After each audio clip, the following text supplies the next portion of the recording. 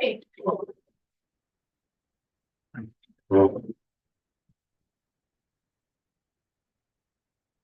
Well, we get going. I'm gonna invite you two up. Got some chairs. Us too? Yes, Yeah, thanks. because they can't see you. The public can't see you unless you're up here. Okay, I don't think she's here. I don't think so either. So I think we're just gonna go ahead.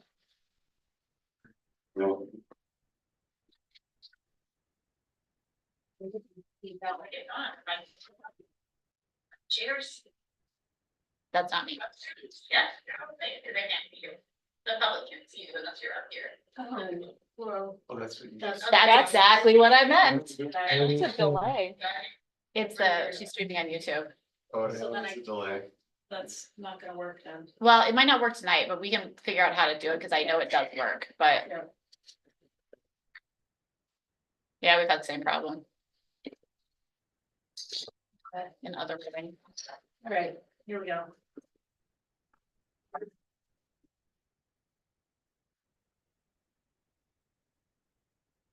Good evening and welcome to a regular meeting of Ulysses Town Board. It is September 24th, 2024, and I will call this meeting to order at 7:03 p.m. May we please have a roll call?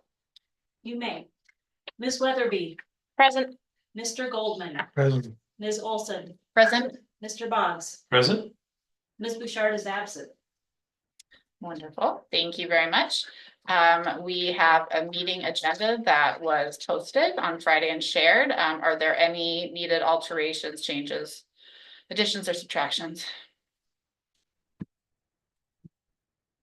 Okay, To approve as presented? thank you. Is there a second? Second. All those in favor? Aye. Aye. Thank you. That moves to privilege of the floor. Let me get out my little clock. Typically I go back and forth in person and remote, but we do not have any member of the public in person, so I will open it up to those online. Is there anybody online who wishes to address the town board? Please indicate. Okay, I see one shaking head no. Okay, then we will move on to a presentation. We have our youth services. Fantastic. Rachel and Zach here. Please come on up and Thanks. tell us what you guys went up to. Thank you for being here tonight.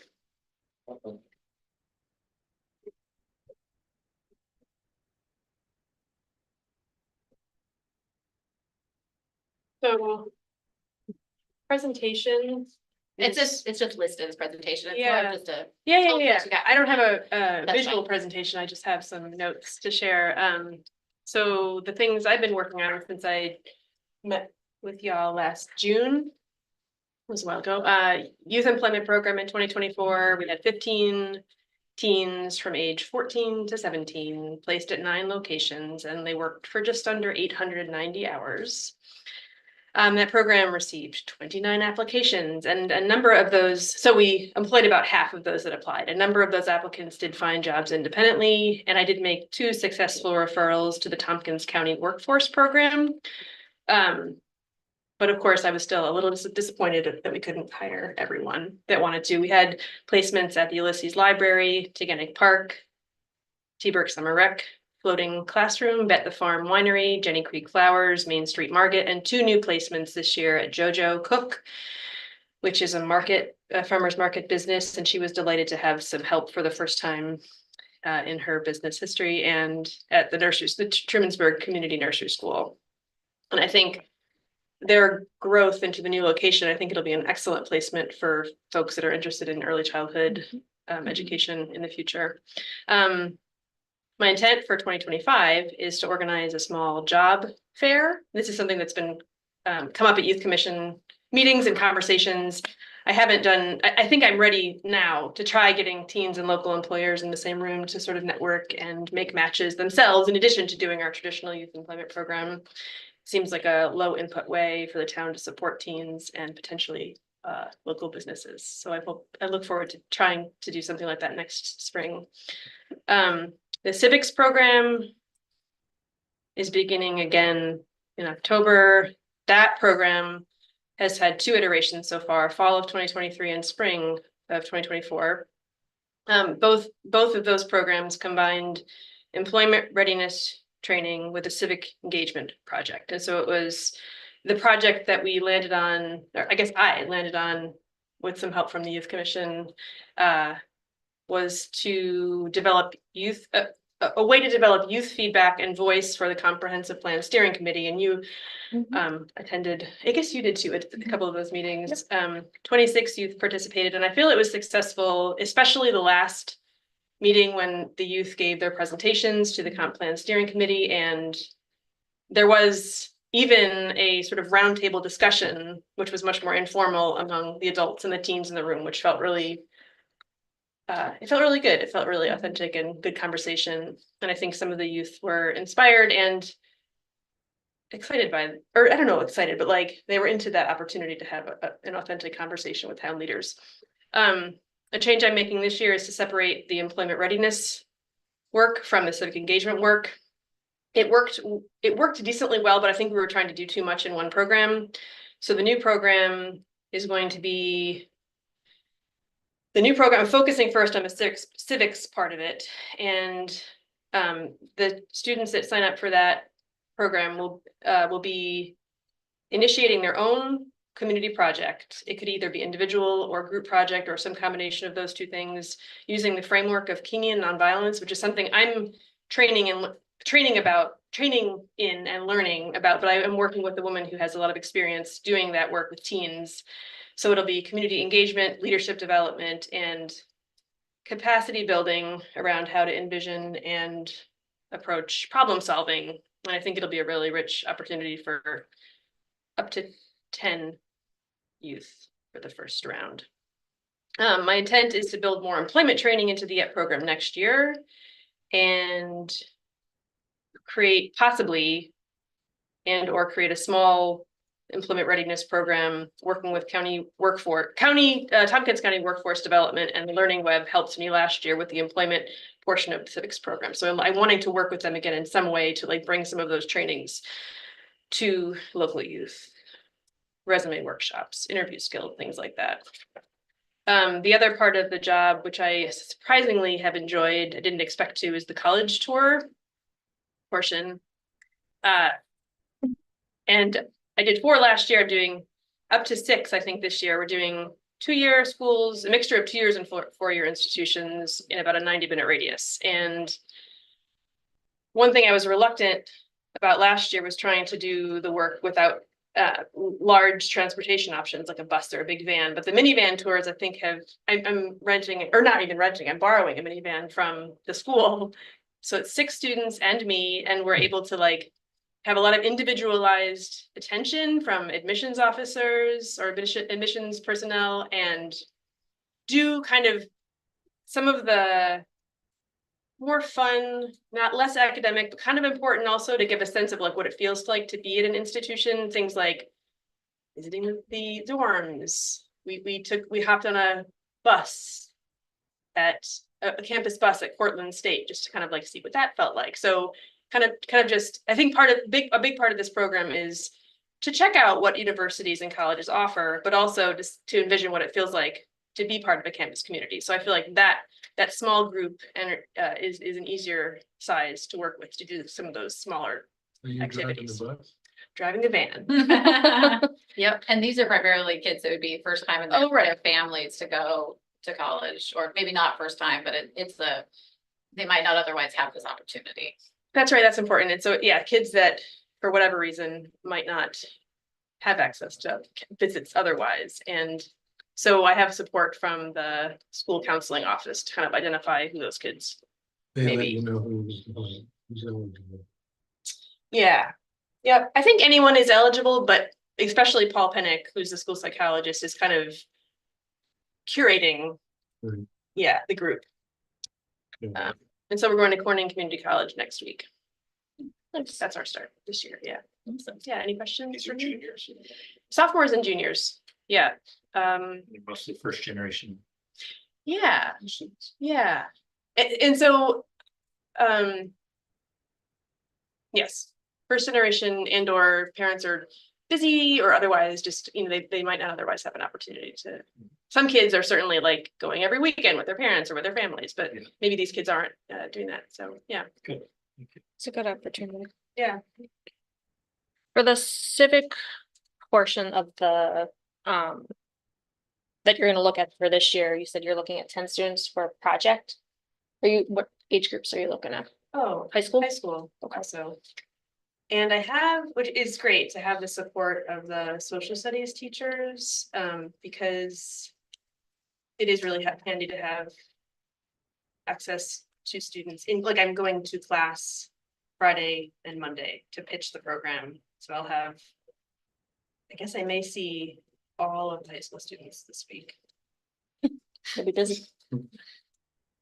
Well, and this is also feeding in, correct, into the regions, the new regions diploma. Oh, right. So the Seal social thing. studies department is initiating, it's been a couple of years in the making, and I think it's still, they're still figuring it out, but there's a seal of civics readiness, which is like a concentration that students can choose to have on their diploma. So the teachers are enthusiastic to work with me for that reason.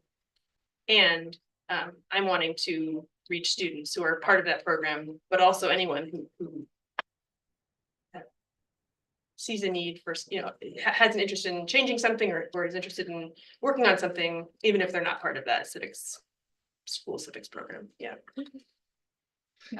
And we fund that? Yeah.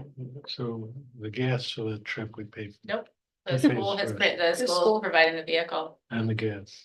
Thus far, Thus yeah, no one has. billed us yet. The school district.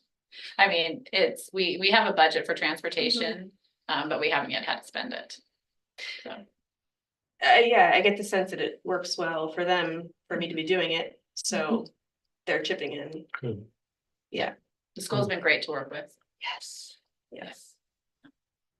One last question on the, you said that there were 15 teens that were posted at 9 different local businesses. You had 29 applications, so. Do we just not have enough local businesses Oh, to place them at? we don't have enough budget. Okay. And next year, although, so minimum wage is going to go up again, and so the budget is not going as far, I think, as it used to, but I think one thing I'd like to do next year is put a little more information out there about trying to steer to a certain extent this program towards kids that may need a little extra support rather than just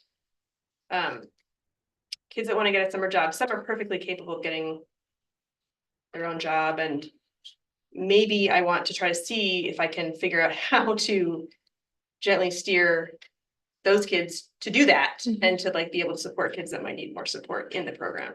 Yeah. That was the answer to your question, but also No, I got it. more than that, but yeah. But that's the rationale behind the job fair idea is so that we can support and like Rachel said, it's a low cost thing for us to host a job fair where employers can, there's essentially self matchmaking happening. And then youth can find jobs that way, but then we can direct town resources to, like you said, someone who may need a little bit of support getting into the job pipeline, because that's the whole point of the program. Yeah. Right. So historically, historically looking back, the program has typically supported 11 positions.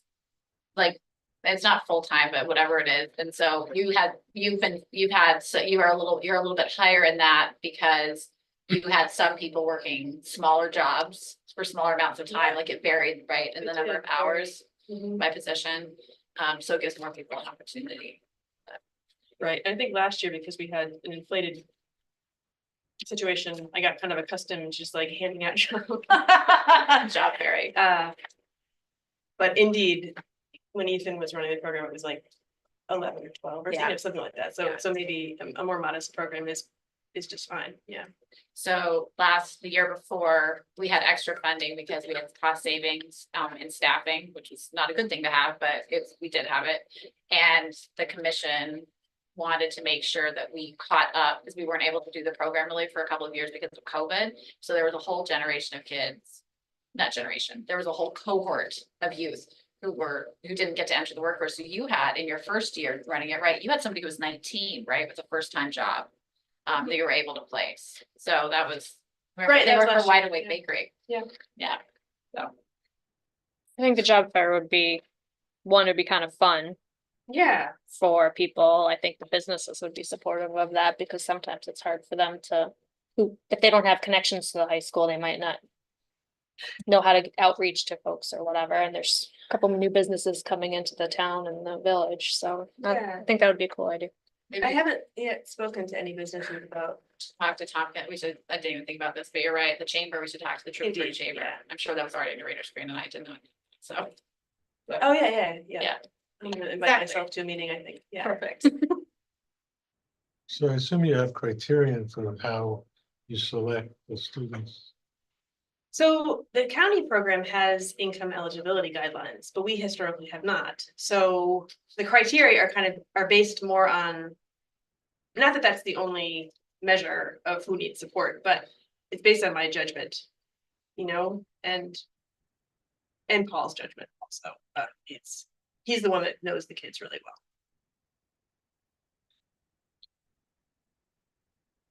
The Yes. interview also. Yeah, I think then, yeah, there has to be a codification of the process, because then people could say, why didn't you pick my kid? Or They if- do already do that. Right, right. Yeah. So what's your answer to? Oh, that I just have more kids apply than they have jobs available, and I'm just doing my best. It seemed to work for me this year to just talk with families about, what the goals of the program are and.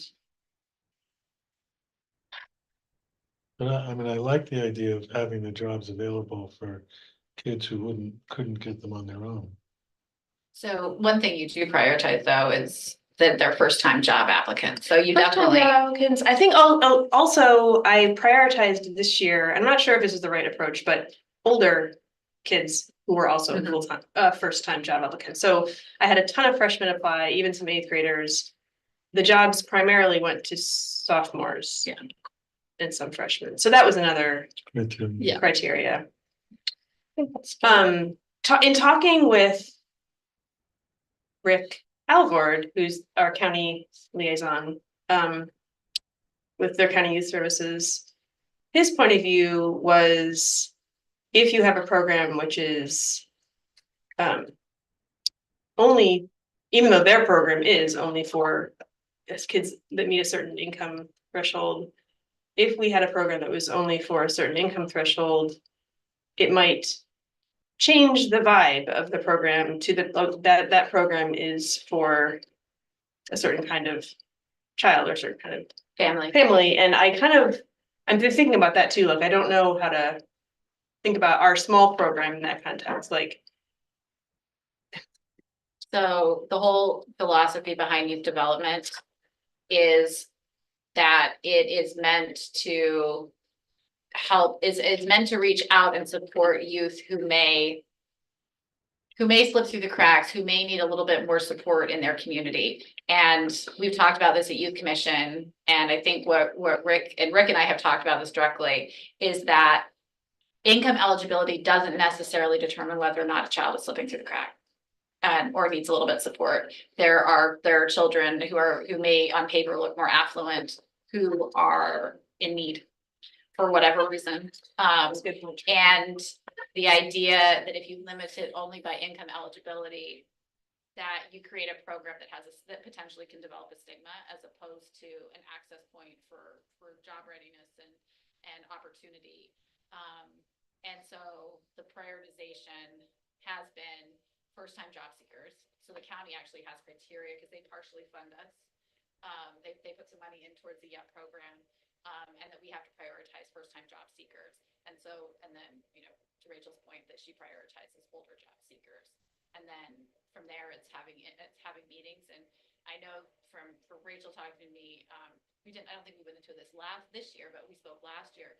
There's some youth who come through who might just for whatever reason, are not quite ready to run and to do our program, which is how we encourage some of those people to actually participate in the civics, the civics engagement program that had employment training in there to help get them ready for the workforce. So that's why she's, we're looking at programs that can really meet youth where they are, because some youth, even if on paper they look like they might be the ideal candidate, because they meet the income threshold and it's a first time job seeker, it doesn't mean they're necessarily ready for a job, and they might need a little bit more support. So that's why those conversations with Paul Pettit have been so important, because he knows the youth that we're working with and is working with us to help place them successfully. So, these are not abstract people, they're abstract names, they're humans that we know in our small community. So what that's worth.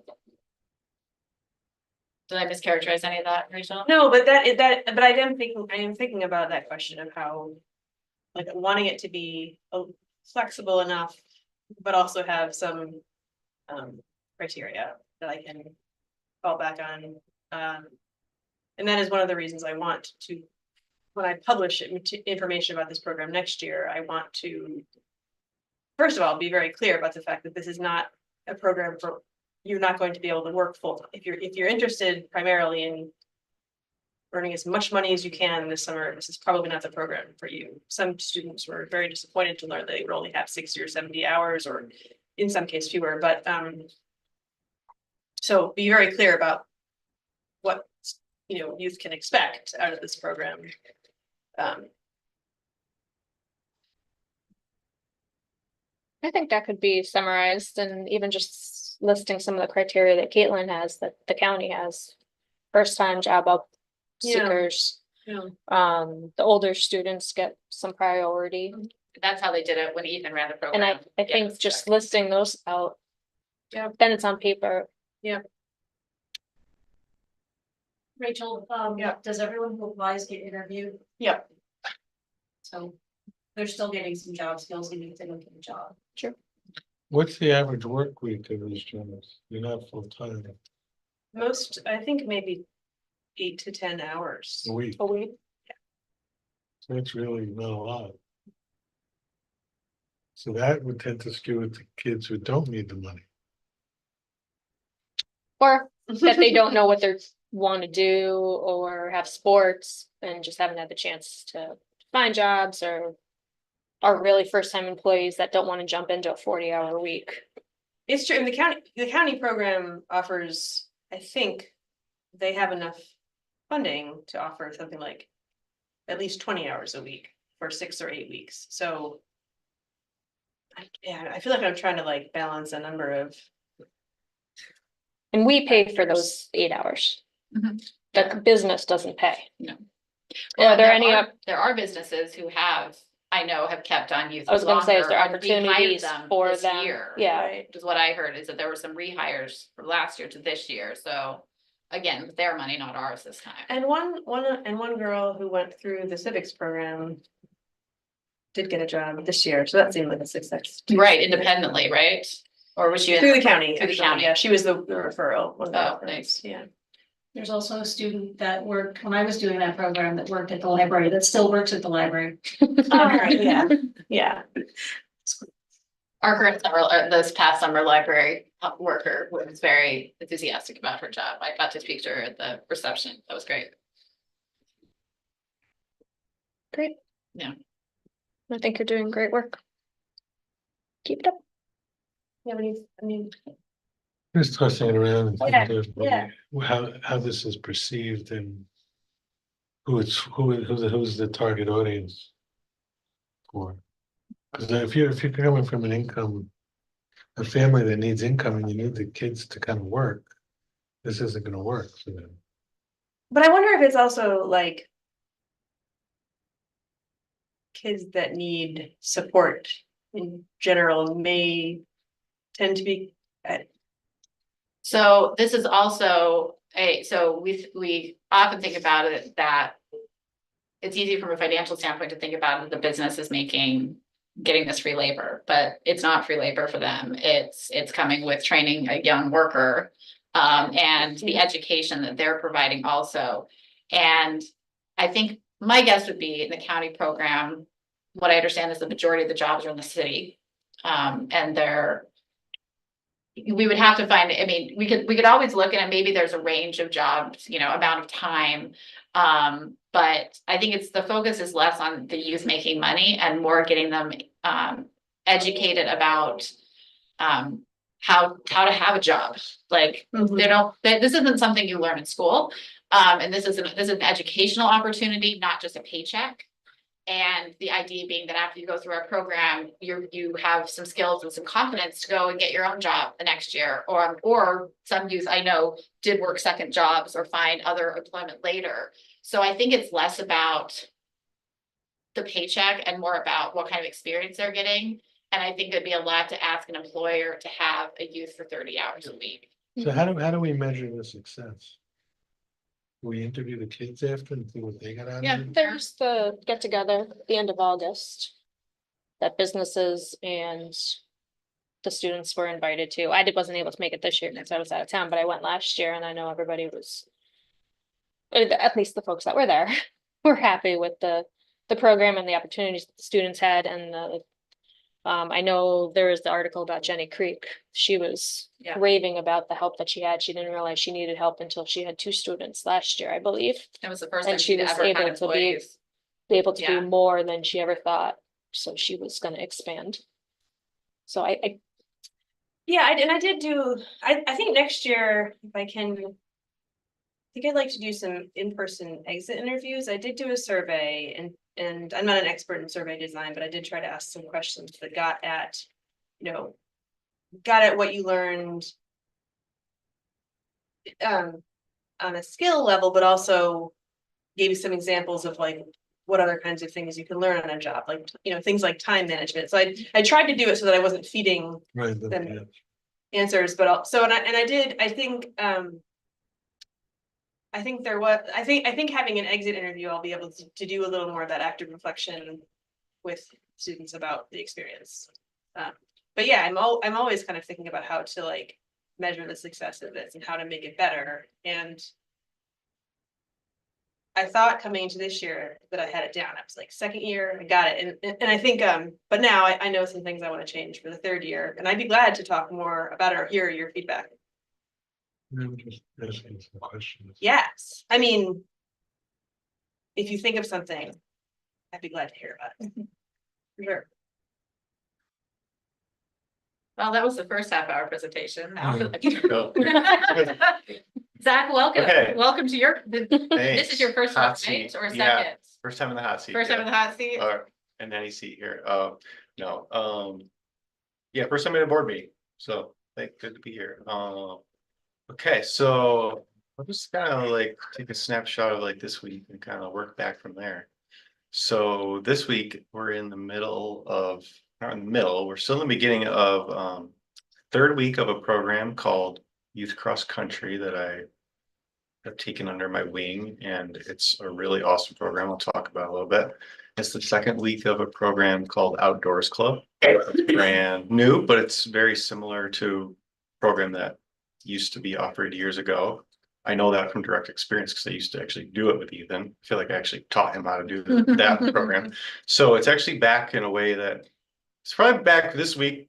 Starting last week, things are kind of have some similarity to things, maybe programs the way they were a while ago through rural youth services, and that like we're meeting in the same room that they used to meet in. We have 10 kids signed up, and there's a wait list for the Outdoors Club, which is really awesome.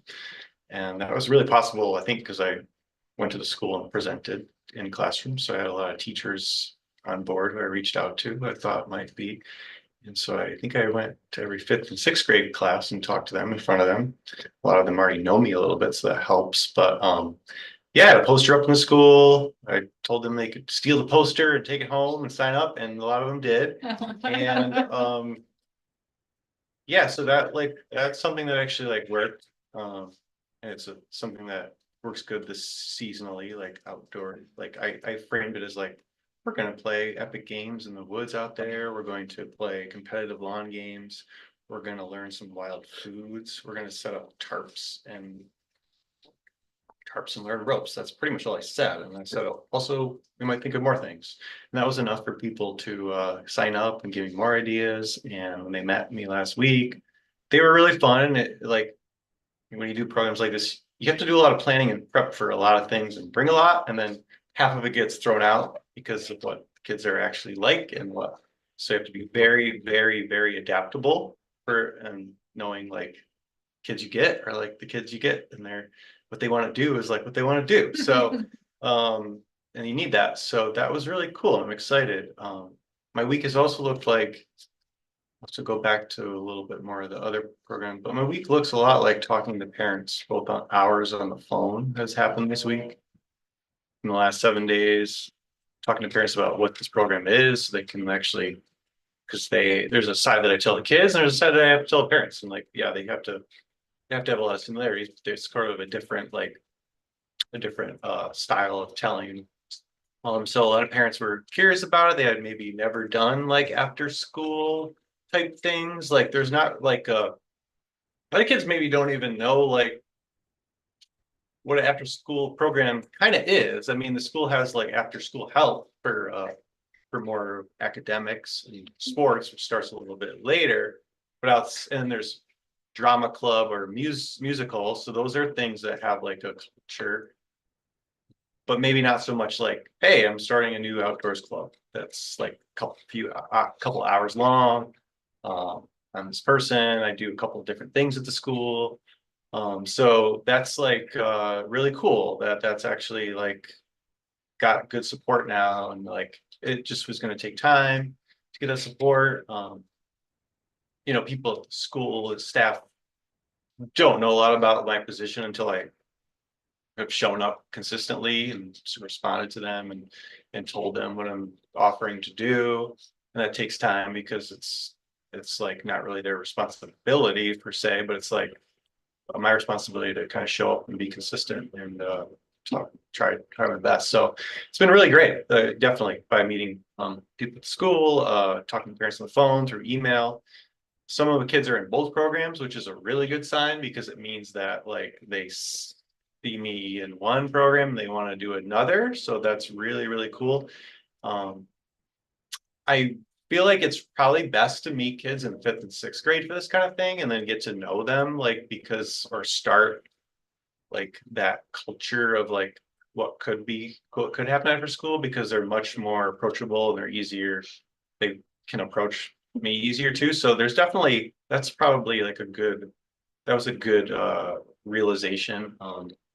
And this, not that there are a 7th and 8th grade actually signed up for the club, but just generally speaking. And yeah, so the cross country program is really neat because it's not I don't know, I haven't done a lot of coaching, but I bring a very different like feel to it, where it's 3rd through 6th graders. It's really neat, the kind of family feel of it, because there's like siblings and there's just kids who probably don't want a lot of structure to their exercise, to their sports, and this like offers that.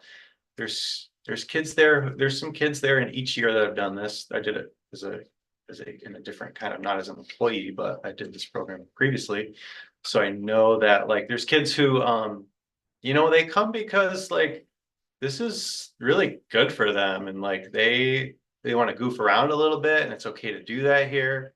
They want to get exercise, but they might just want to walk. And some other runners are able to like push each other and really run. And it's allowed to have like all that can be there at the same time.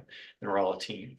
So it's really, really cool that they want to do this kind of like exercise and fitness. And we play a lot of games, and we're very kind of,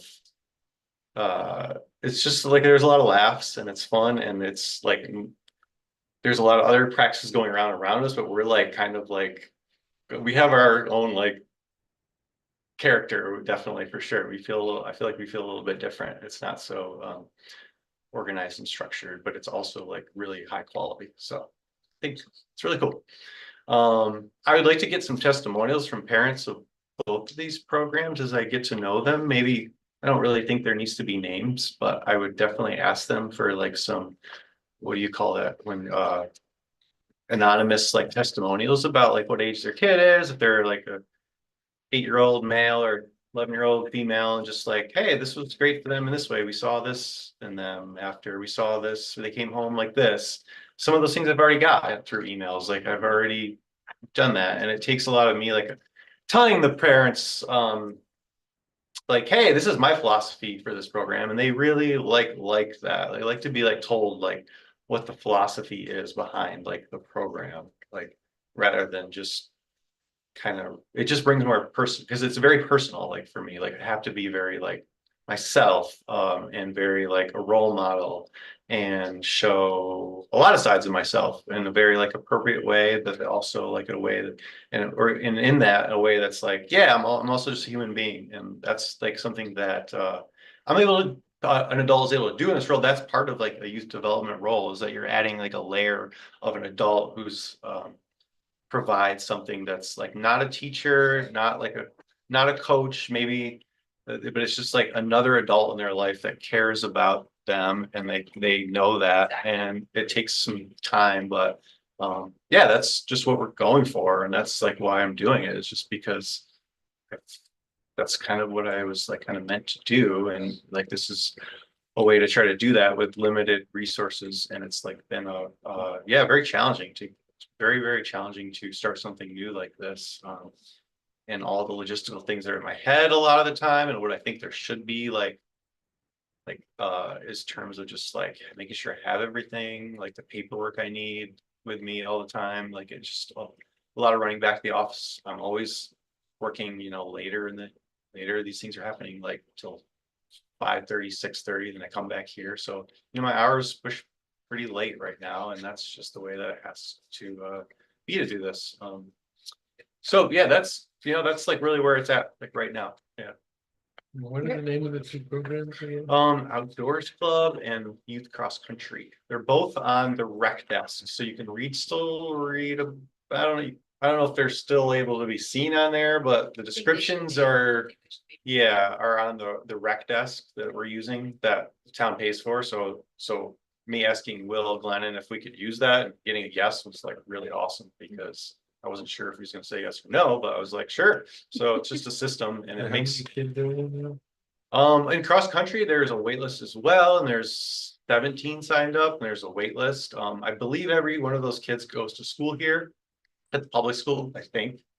And at the other one, they do too. But of course, the rec desk one, like the cross country could have anyone sign up actually for that. There's no town line set in there or school. So, but I do believe they all go to school here. Yeah. I know a couple of the kids that are in cross country, and they've been enjoying it. Any questions? We have a lot of budget to get to, so I don't want to rush anybody, but thank you so much for all your time tonight. Zach brings to us an amazing background doing youth engagement, and so we are deeply fortunate to have him. And Rachel, you have built a program from scratch.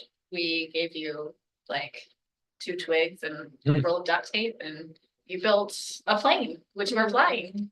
And so I'm grateful to both of you for being here, because we, like you said, you're building this all and you're figuring it out, and you're building that plane midair also, right? Like you were not handed a prepackaged program to take. They had to do everything from forms to recruitment to building all the relationships with all of the people in the school. Then you get to the children, and then you get to their parents, and then you actually have a program, and it takes months, if not years. So thank you for doing the groundwork on this. Because you didn't have like Thanks for having me. welcome to stay for the rest of the meeting, but it's gonna be a lot of SPCA contracts and then budget. One thing I just wanted to add, if there's like another minute, is there another minute? Is Sure. I've been learning about the fact that like Shermansburg After School Program has a long wait list, and that's like, you know, that's anecdotal. I don't know how many families are facing those sorts of issues, but I am, if there was one way that our program could grow, the youth development program could grow, I would love to see more after school opportunities for like 3rd, 4th, 5th, 6th graders. Just because, and so normally this department is meant to serve middle schoolers, but I think that the third and fourth graders are finding, even if it's not for childcare, but I think like things to do for kids that aren't interested in sports. Yeah. Or maybe the musical, I think like that age group could use more activities. If there's ever like an opportunity to grow the program. Is that what you would? Yeah, and learning, yeah, I just think it's interesting to just when you realize how much you get to realize in these roles, I think about like what there is to do after school, even for third and fourth graders too. Yeah. Like a lot of this things are echoed from parents. Just the same thing they're saying about middle school for some of the older, early later childhood years too. Yeah. So it's interesting. It's just We should interesting. bring that to youth commission. Yeah. Because that's Yeah. his whole point is to recognize need and figure out a way to Yeah. Help it meet out. that. So what days are your program, Nick? Right now, Mondays and Thursdays for running and Fridays for the other one, and then The outdoor club? and we have some races on Saturdays, so it's pretty spread out. They were out in the rain last night. And how late was that? In the season? This is all stuff for September and October, everything I mentioned. Mhm. So that's just gonna be for those 2 months. Mhm. And I don't know what else. Yeah. We're not putting on the spot. I think the outdoor program has a potential to like keep going.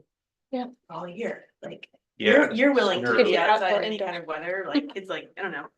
Yeah. So yeah, really not trying to, yeah, really just happy to be kind of right here right now, Sorry. but yeah. Don't panic. Yeah. I can see that. Thank you, guys. Thank you.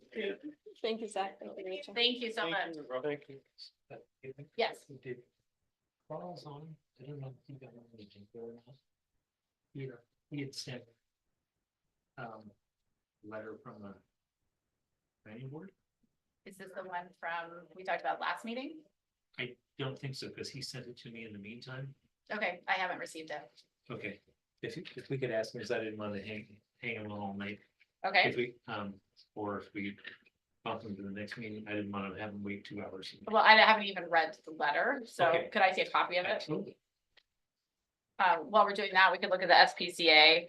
I wasn't sure. Oh, this is for the next meeting. We'll talk about it. Okay. We can talk about it, because this is Sure. regarding the zoning change. And Yeah, we'll I do a wasn't sure public he hearing was for just that. waiting Oh, for that thank or you. not, that's why. Okay. I asked. Awesome. Thank you. I'm sure that's probably waiting. It'll be in the packet that we Okay. have for the next town board meeting. Thank you. That brings us to, I did ask in public comment if he had it. He did Okay. shake his head no, so. Picking that one. Just wanted to give a quick update on the town court consolidation. We did we did pass a resolution to consolidate the town court. There was a permissive referendum window. That window closed with nobody filing a petition to take it to a vote. So the consolidation happens. However, the wheels of democracy sometimes work in interesting ways, because we followed a legal process. Because we're consolidating the court, so a position, Judge Lee's position, and Judge Lee was not running for a new position. His position will end, his term will end on December 31st, and then officially on January 1st, the court will go down to only having a single justice. However, in the Board of Elections process, the local political parties have the opportunity to put forward candidates. And they did, or one did, and they filed all the paperwork to have a candidate on the ballot. So even though we don't have a position effective January 1st, there will be a candidate on the ballot in the election in November. Everybody is aware of what everybody else has done, but I just wanted to come and tell the board that because the window to remove oneself from that ballot happened a little bit before the permissive referendum expired on the position. So the court consolidation will happen. There will not be a new justice taking seat, but it will be slightly confusing to everybody in the public. It is not confusing to anybody who is officially connected to the process. So the local political party knows, the Board of Elections knows, we know, but yet It's because it's two parallel tracks and you have to follow the process. So I talked to the Board of Elections and they said, this is just how it works. You know, you do your thing and we did our thing and this is where we are. So, So it'll be on the ballot and people can vote him in, but he's not correct. going So to be the voted in. person on the ballot, I would assume, I don't think anybody would challenge. So, you know, if people vote or they don't vote, that's beyond our purview, right? But the fact remains that no one on the ballot would actually take office because an office doesn't exist as of January 1st. So I know. Why would it be assumed that the person who's in office is the one that's gonna be the one justice and not the one that wins the election? Because they're a seated justice and they get to fulfill their term. A little odd. So you cannot by law terminate a term midterm. You can only eliminate a position at the end of a term. So one position has been eliminated at the end of a term. So at the end of And- Dresser's term, he would run. Yeah, He would have to run again and somebody else. exactly, which is not our purview, but Right. yeah, no, that'll, you know, once you get elected, you have your term. So Right. that's We're gonna- confusing and yet not that There's confusing. gonna be a lot anymore. of questions about that. So, okay, that brings us to Blixie. And tentative 2025. Well, I'm already shaking in my boots. Stop. Did you give me sharing privileges or co-host privileges? Awesome. We still have my little name tag, or does it not matter? You can have mine. Okay.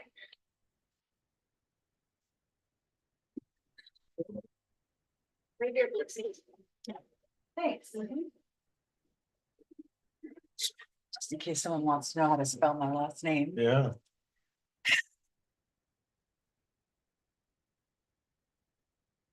I tried to minimize the paper, but you're gonna need your reading glasses. Okay. Thank you. Would you like a paper copy for this? I have one for you. Chris, and you have to officially present it to us, correct? For the sake of the minute?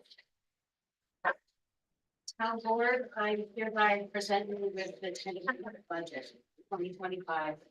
Thank you very much. Yay. And I have one from Michael. And I do have one from Mary. Should I start? Yeah, go ahead. So what I wanted to start with was just to tell you what you have in front of you.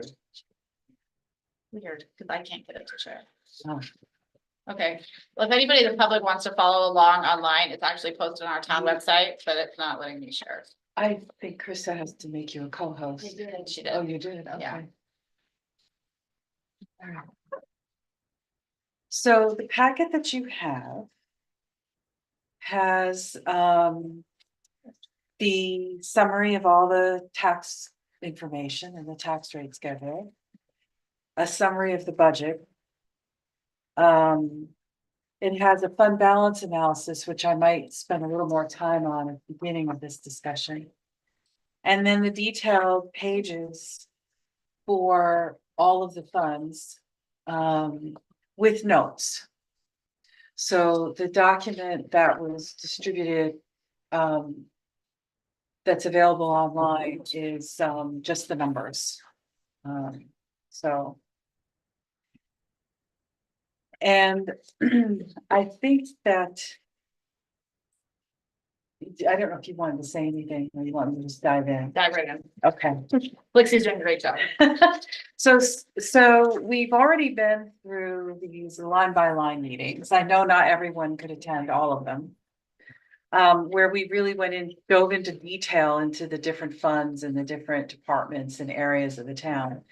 But this first page is the tax summary, and if you want to get to the bottom line fast in terms of what's in this budget, and I apologize for the size, but I thought the 8.5 by 11 paper and reading glasses was preferable to lots of really big paper. So It is a little small, but the tax levy increase that's in this tentative budget right now is 5%. And you can see that on the right-hand side in the middle of the page. That is over the cap about 2%. Approximately. So that's what's in the tentative budget right now. Okay. What you do have here is a history of you have historical data on the various levies and how much they went up from year to year. I know that the town hasn't in the past exceeded the cap. Is that true? Never, True. right? And right now the cap would be at a 2.98% increase. So each percentage is how many dollars? Each percentage is about $16,500. 84, yeah. So we'd have to find 34,000 in reductions to make it under the cap. Or 48. 32,454 to be exact. Exact. Fine. Yeah, I mean, and, you know, I hate to beat a dead horse, but fire and EMS combined is Right. 40% of our budget. No, no, I get it. And I applaud Caitlin for finding the $9,000. It counts. Found $9,200 in the couch cushions, but.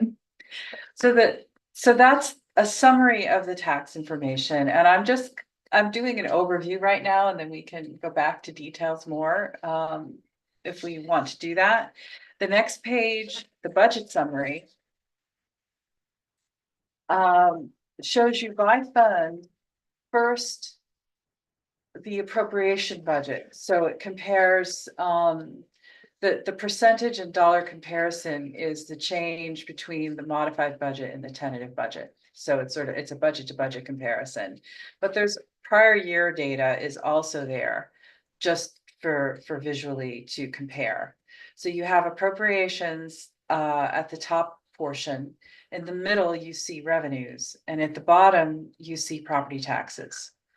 Revenues in the middle being everything other than property taxes. So this gives you a sense of how much in each fund is either, you know, how much is increasing or decreasing in terms of appropriations, revenues, and taxes. I think a couple of things, just again, big picture to point out, is that in the DA fund, which is where we purchase equipment, that's where you see a reduction because it had to do with how we use reserves to purchase equipment. And that's going to vary from year to year. So you see a change in appropriations under DA as a reduction. In Water District 3, you see a change because we don't have a debt service payment in this 2025 year that we did in the past. That's going away. So everything else you see increasing in terms of appropriations. So I just wanted to point that out. And the revenues, again, these are revenues not in everything but taxes essentially. And some of those things include if you're going to use reserves, but we're not, if I remember correctly, we're not planning to use reserves to fund things this year. No, I don't believe so. So what, No parking lots, there would be money. that would be ARPA money, and we don't have, that's not in there at this point. Right. Because it would be an expense and a revenue that would directly So offset one Partial, it's gonna another. be partial ARPA. Hopefully it's mostly ARPA. We Right. might have to dip in. You might have to use some reserves, but that's not in this budget. We don't have those. Because we don't have the data, right? But what you'll see here is more of a shifting around of things in some ways, because property taxes, in terms of the total, that's not property taxes, excuse me, sales tax. It's after 7 o'clock, and there is some shifting of sales tax revenue, in particular between A and B, to move a little more into the B fund and a little less into the A fund, just because B fund has very limited revenue sources, and sales tax is one of them. So Again, with highway, the reduction that you see has to do with the use of reserves, right? And we didn't appropriate it, we didn't use them, so otherwise it's kind of staying flat in terms of these other revenues. One number, Rich, to your point that I wanted to bring out about looking for, where can we find $32,000?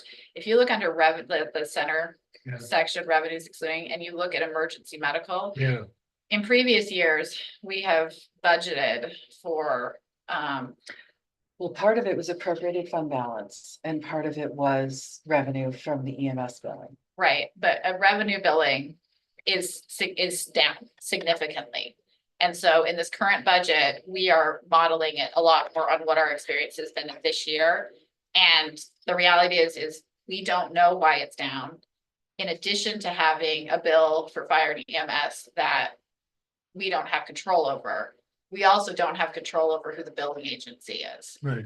And so it would be great if that number, for the tentative budget number, reflected more expected revenue, but we can't in good conscience. I mean, we could get to almost $32,000 right there. But we have to project that it's going to be more like it has been, which is down. And we don't know why. And the village is in the process of looking at a new Right. a new agency to handle billing, and the hope is that our billing will be more accurately reflected.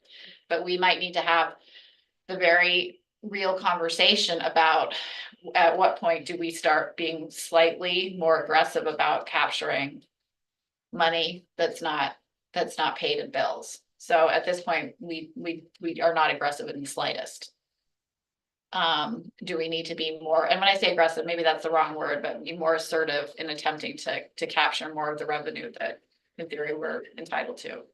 So this is if somebody uses an EMS service, they get billed by the EMS company. We're supposed to get a portion of that, but we don't necessarily follow it if we're not getting it. Right, I mean, and that was a philosophical decision that was made by the board effectively many years ago when we first started.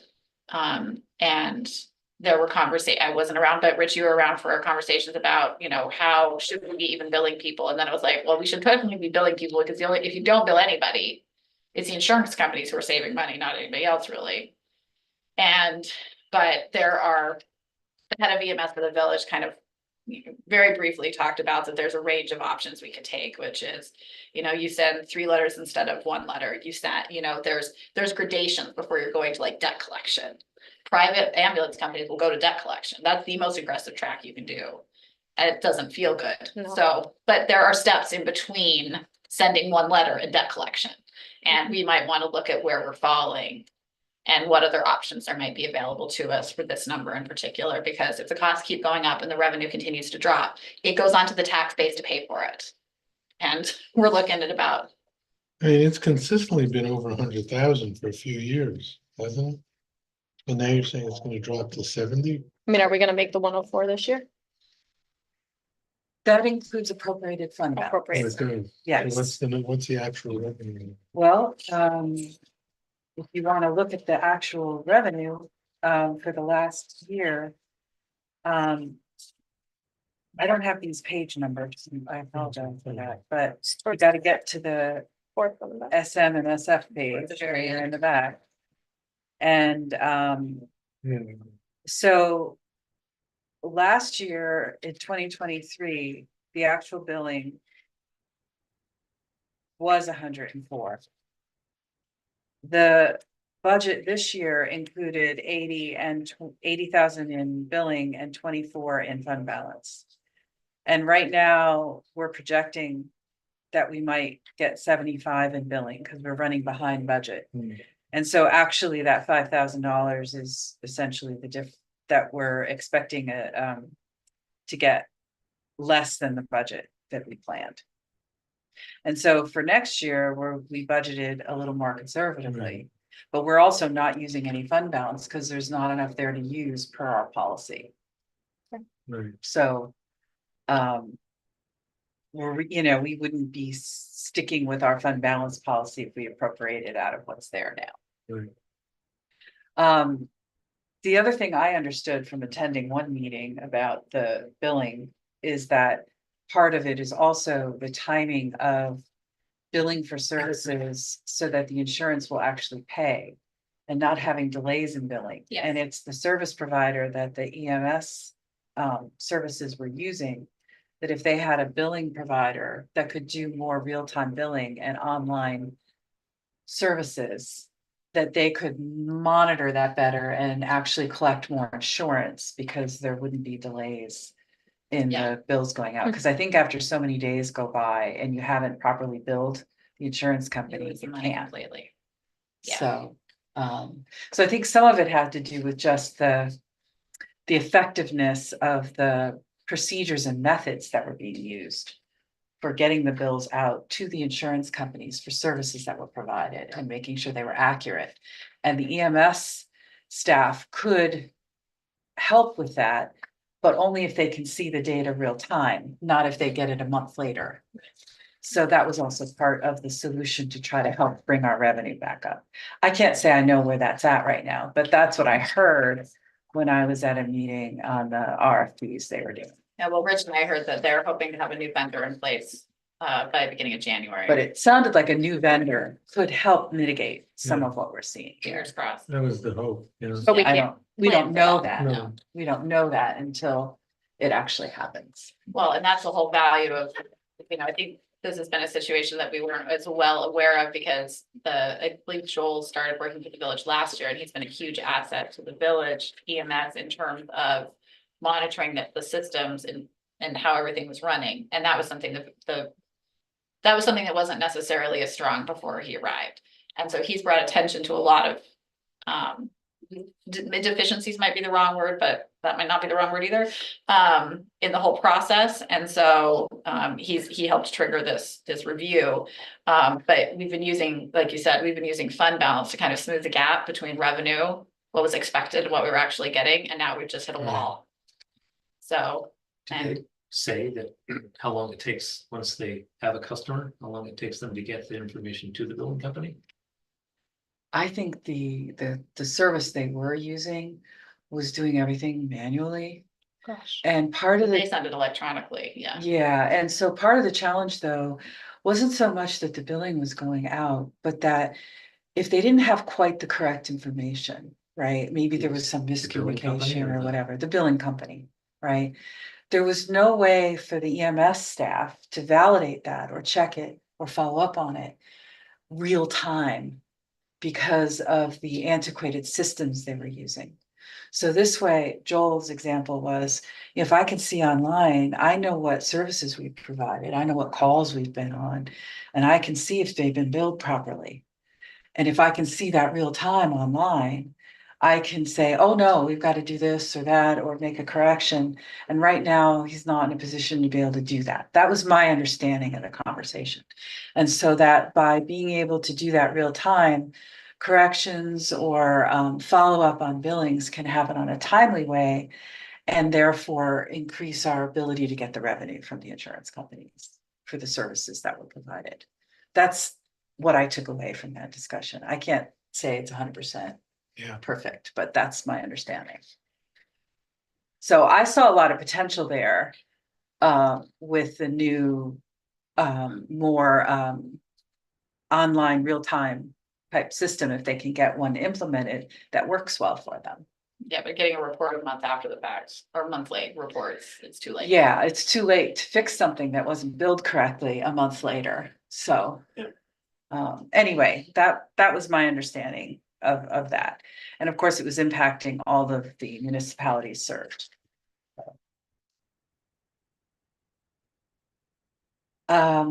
So moving on, I'm gonna go back to where I was, right? Yep. Sorry, so we kind of rabbit trail there a little bit.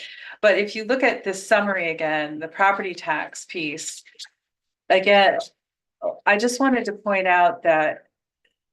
Of course, there's several funds that don't receive property taxes that says always zero. I mean, I realize this is not new to you guys, but I'm just walking through it.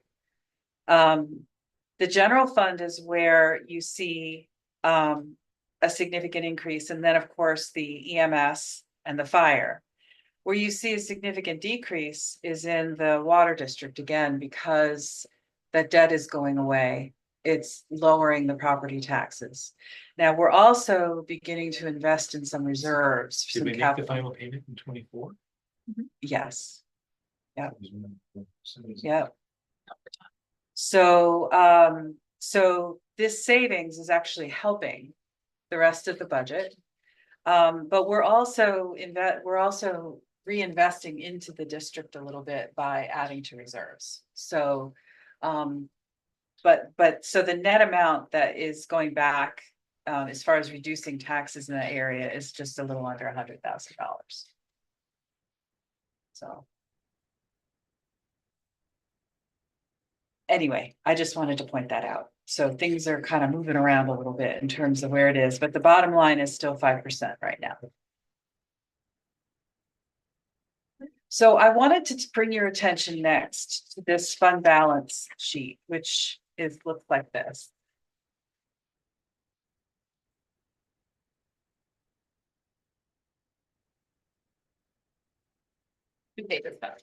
Yeah.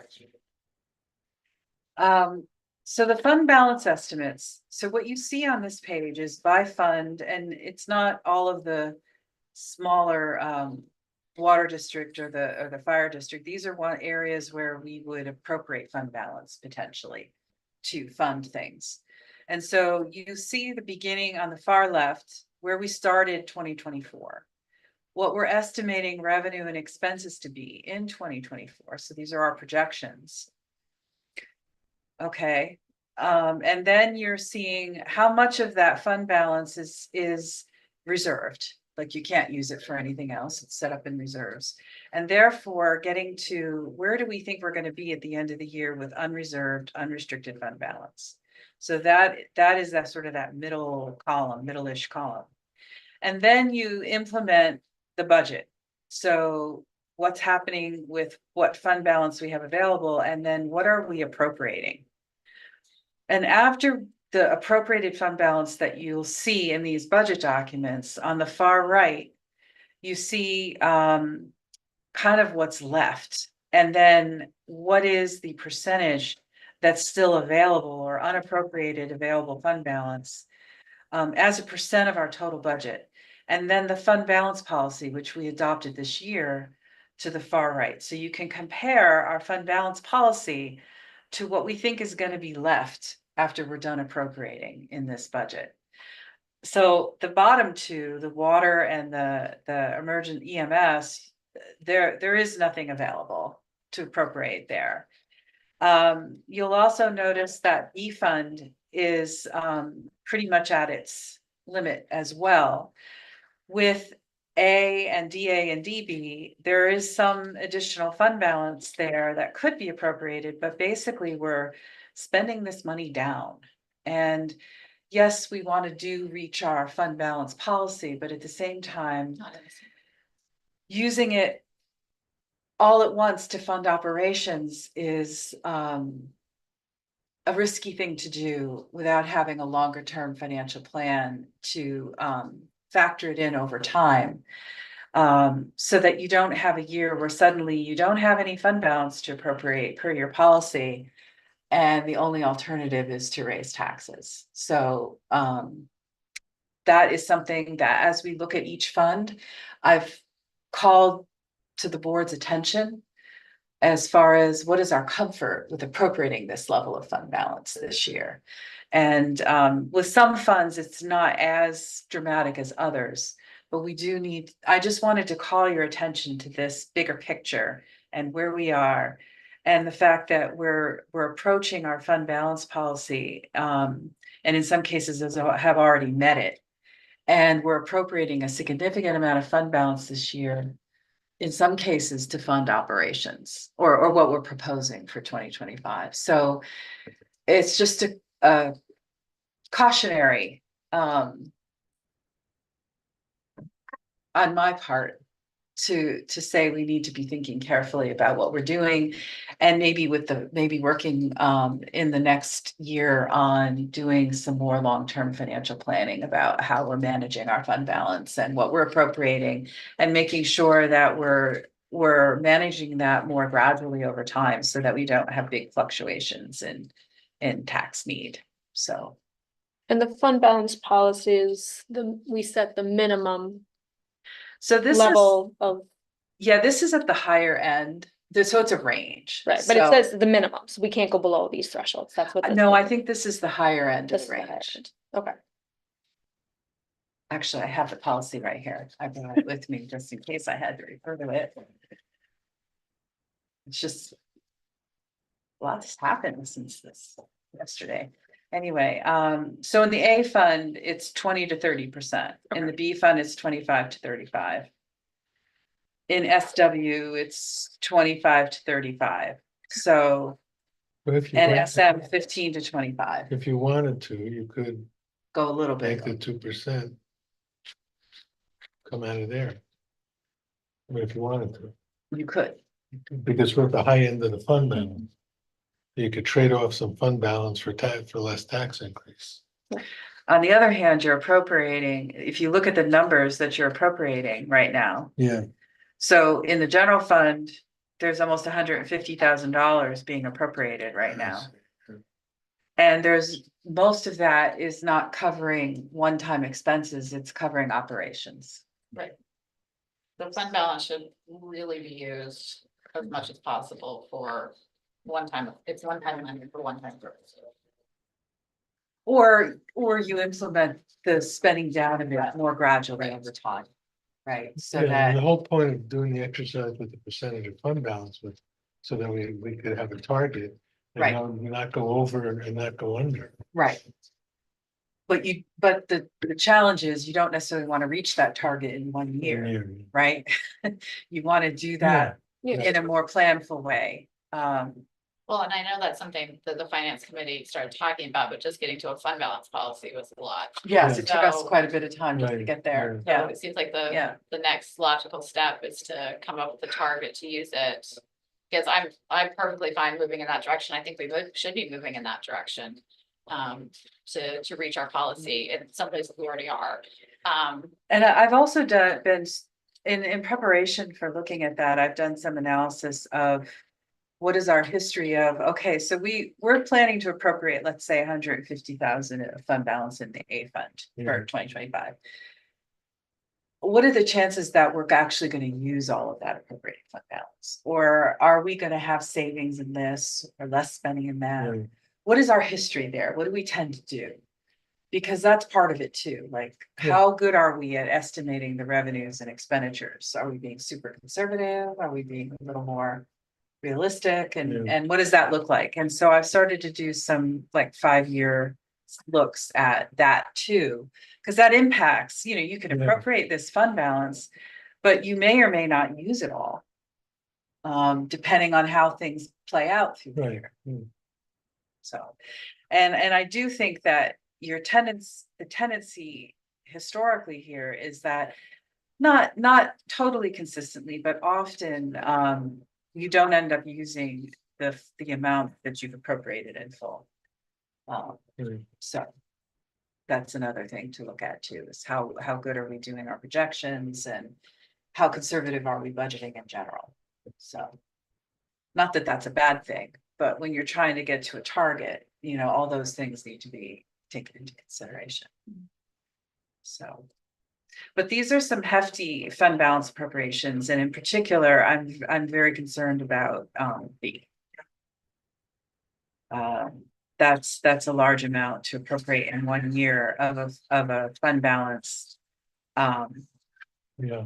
That isn't that's a big chunk of it. Let's just put it that way. So, and obviously we'll be talking more about the details of that as time goes on, but. So I don't know if anybody has questions about this, but this is sort of that, big picture look of where we are with taxes, with overall appropriations and revenues and fund balance and appropriated fund balance. As a whole, Yeah, that's good. okay. So I don't know how much you want to walk through these. We did do line by line. Meetings, I know not everybody could attend all of the meetings, so I don't know how much detail you would like me to review with you on these. There are I don't know, would you like me to approach it? Well, I think it really is the desire of the rest of the board.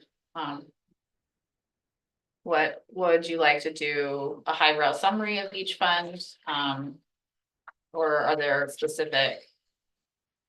If, like, it may be worth to do, to knock off some of the smaller funds so that we can put those to bed tonight effectively Sure. and not trying to kick the can, but so that we make sure that we cover those, that might be the way to start.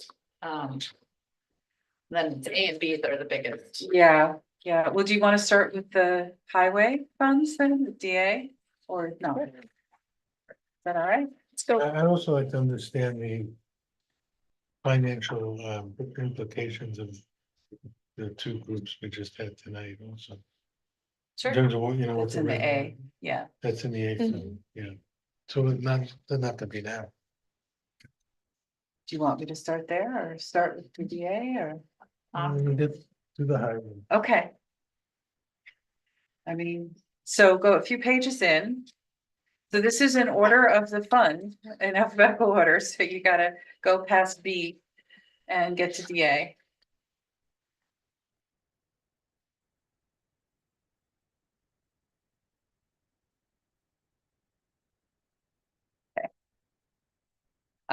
So in this fund is where you'll see machinery and the maintenance of, the snow removal and bridge maintenance, although we don't really mostly own the bridges, but and so here there is some machinery purchases per the capital plan. There's the contracts that we have with the commitment we have for snow removal for both the town and the county that we do. There's staff and employee benefits. There's a small addition to reserves, but there's not a dramatic change here from year to year or budget to budget. I think the biggest things that fluctuate in this fund are really equipment purchases. Yeah. One of the things I'll note is, what's I gonna say? Shoot. I had it in my head and it went away. So, the first page of DA is expenses, and then the second page is the revenues. Again, this is, So on the health insurance line, yes, did they come up with a number? The vote's on Thursday, but they're still at 14%. I thought I saw something. They are at 14. That's what they're recommending, but the vote's on Thursday. so the 14, across all the funds, the 14% is in here. Right. For insurance. Right. In the case of this fund, though, it's actually going down because we have a position that had been funded as if it were going to be a family plan, and it's someone who chose not to do that. So, I mean, it can vary from fund to fund based on who takes insurance and who doesn't. So. You're saying that the 38,500 is less than the 2024 India projection is 37,000. Right, The modified budget was 52, so we're less than. yeah, so the percentage change is from budget to budget. So there's the decrease in coverage. But the increase of 14%. I know what I was gonna say here. We want to start tracking overtime expenses, overtime Yeah. salaries, which we haven't been doing separately. So there's a line for that, but it's not, till we start tracking it. We won't, we'll adjust the budget. So the overtime is included in the 0.1. But as we go through the year in 2025, we're gonna start recording it as a separate line. And then as we get experience, we'll move the money around and we'll have a better idea of how much of our time is over time, as far as regular time. I think that was a desire on the part of our superintendent to have that data. Yes, On the revenue, yes, CA 2665, yes. what, So. did we not sell something or? So I'll explain that. So if you look at the revenue for DA 2665 and the expense for machinery. What Previous page. on the previous page, right? When we budgeted for an item that we purchased this year, it's actually a trade-in. And so the way it was originally budgeted was the value of what we were trading in, and then the full expense of the new piece. But typically what happens, because you're not really just selling a piece and then buying something else, you're just swapping. That I recommended that we just put it all into one line as a net cost in the future. And so what you see in the actual expenditures is just the net cost of that piece of equipment of the trade-in, So and you it's don't see a revenue and 51, expense. 30.2, Yes. so it's Mhm. reflected there. So it's reflected there, yes. Okay. And then in the future, some of these items are in fact trade-ins, but they're going to be budgeted But we- as a So net cost. our trade-in wasn't the 118, it was something. Yes, less it than that. was. I'm just saying that Oh. this is something we budgeted one way and then decided to account for it differently. And going forward, we're gonna consistently account for it that way. So you won't see an item in equipment sales like that 118 related to a trade-in. Mhm. You'll only see it if we're actually just disposing of a piece of equipment and selling it on Auctions International or something like that, which we don't have budgeted here right now. But you can see in 2023, we did. That was actually the sale of a piece of equipment, the 31,000, It's like great all. something. Great all something. Yeah, or a truck or a couple pieces of equipment. So the 118, you're not gonna see anywhere because it's included in that 59. And the DA 9785. Is stolen stuff into an entry. That's all done. That was when we purchased that truck that took forever to get here. Right. Yeah, so that's not happening, that's done, that's paid for.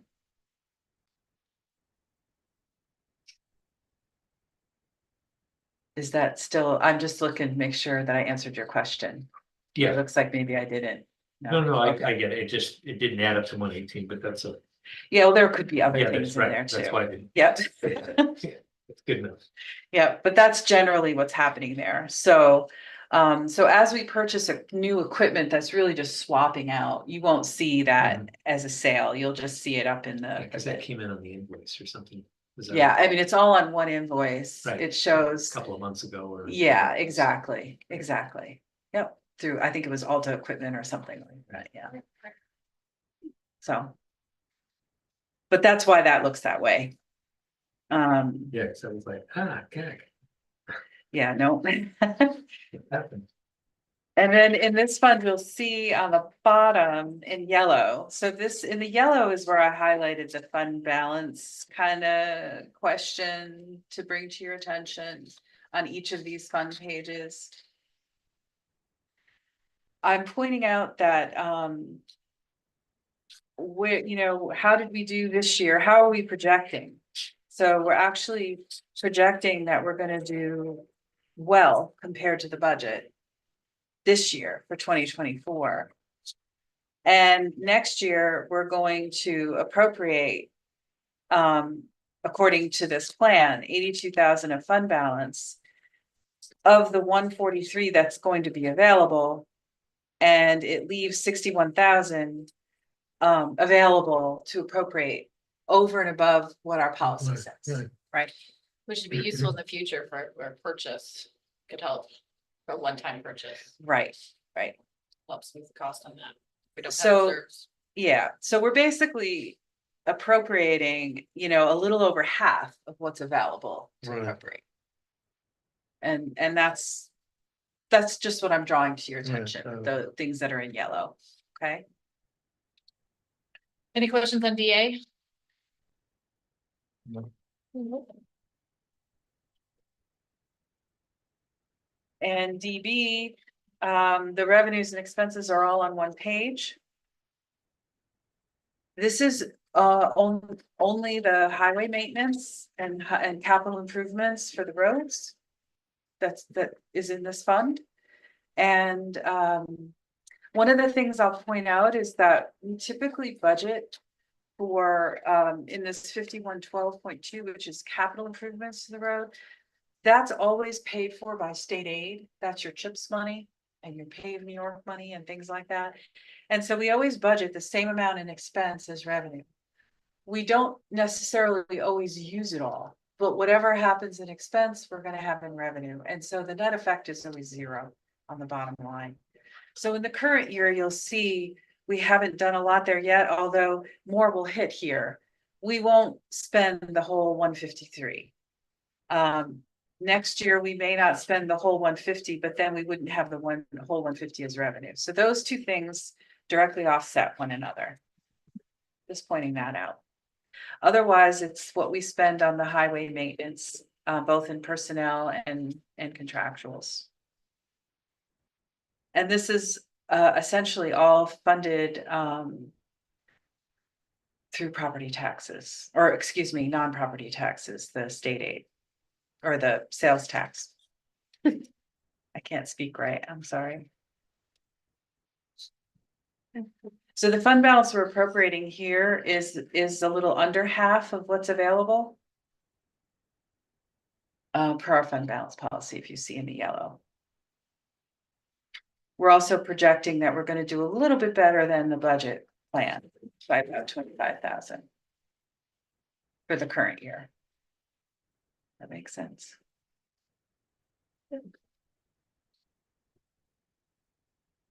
So that's pretty straightforward.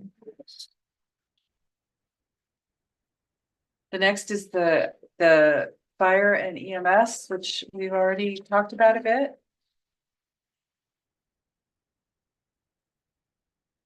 Not a whole lot of options in this, No. so, These numbers are given to us by the village. Yeah. yes. Yep. The only thing you could do is be riskier in your budget estimates for revenue, but I wouldn't recommend that.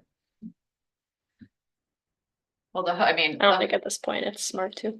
No, I think the hope is if they switch to a new building company, then we watch and see what happens. Right. Mhm. And this time next year, we should have a much more consistent ability to budget Yep.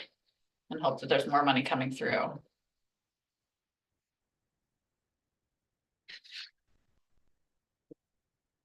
So that's it on the fire and EMS.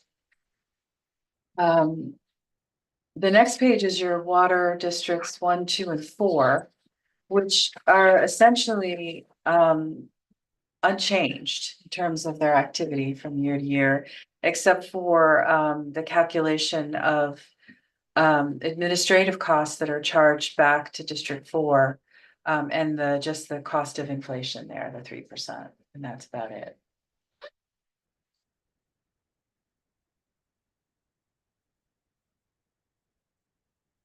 And then you have Water District 3. I'm sorry, I'm moving right ahead. Does anybody have any questions about 1, 2, and 4?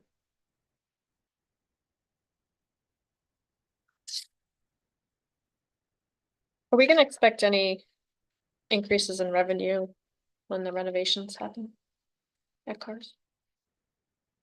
I mean, Carissa, we really don't make money No, on the water. it's, So whatever they use, we're just gonna Yeah. go on and, so there's just, the numbers will change, but it's not in it. We're gonna make it's a money net- or it's lose a net money. Zero, Yeah, the village bills us, we bill them, okay. And we and they pull, pay us back, we pay the village and they pay us.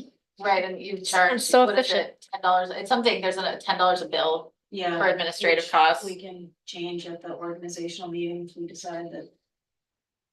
You know, But 10 it, years is long enough for that. yes. Yeah, I mean, I think that's definitely worth looking at, but it will have a net zero impact Okay. on the budget overall, because whether or not somebody uses 1 gallon or 1,000,000 gallons, it's still that flat. Yeah. Bill fee, Okay. so. It doesn't take Carissa any more time to pass those bills through, Okay, so $10 is probably too little though, realistically. so 7 hours worth of work.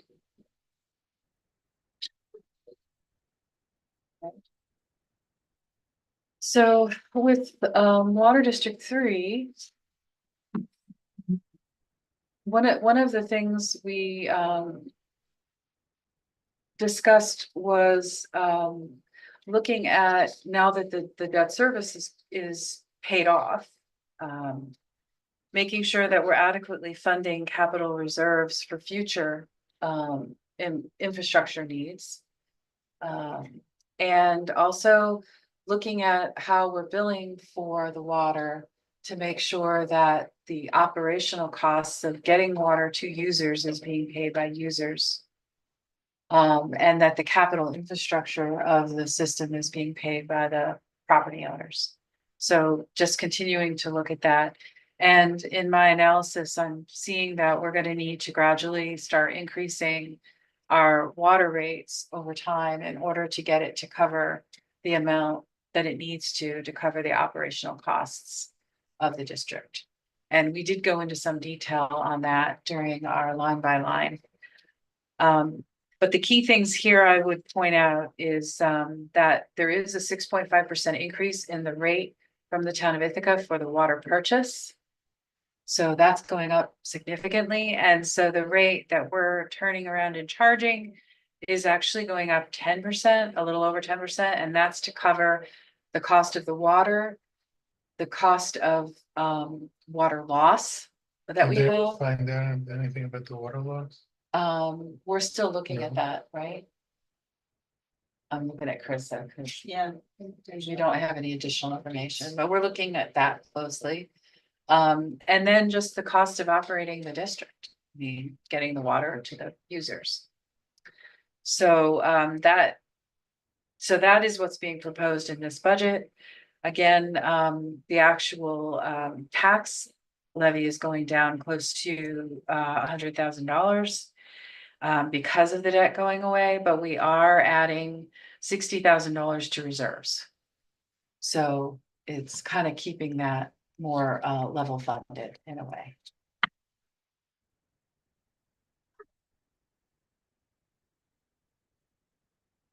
Any questions or comments, concerns? So there's gonna be some savings to the users. There'll be savings to the property owners. Right. Yes, in the district, I yes, think it's going down 49%. right, Say, yeah. right. But the users, The their bills users, will go up. but the Yeah. actual water usage cost per gallon, the rate is going up 10%. But if you're an owner and a user, you should have a net decrease. You should, because your taxes are gonna be Right. lower. But I can't say I know Right. Depends what on how the much net water Yes. is, they because it use. depends on how Yeah. much water they use, right? Right. So if you fill your swimming pool every month over the summer, that might not be true. I Right. don't know. Unless it's just a little back. Yeah, I don't know. But yes, that would vary from Yeah. user to user, but there will be a lowering of the taxes associated with Right. that district, yes. So on for 24, the revenues are 242 and the expenses are projected to be 370.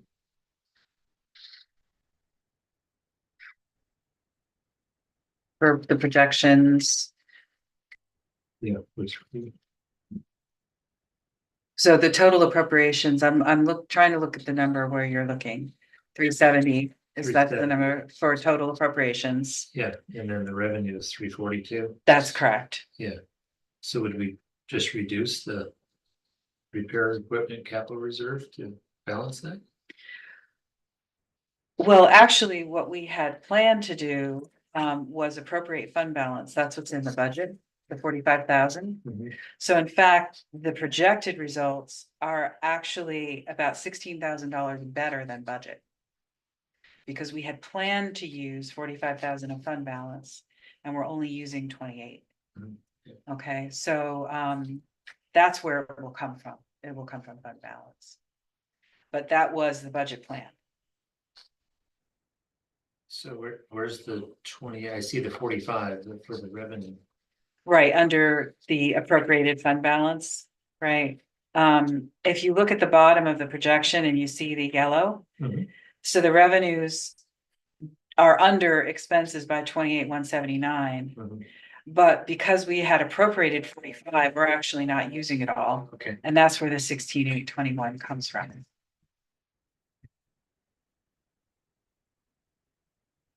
So yes, there's a loss for the year, but it was sort of a planned loss. That's all I can say. And again, that includes The debt funding, service. it includes the debt service, and it also includes funding some reserves too. Mhm. So.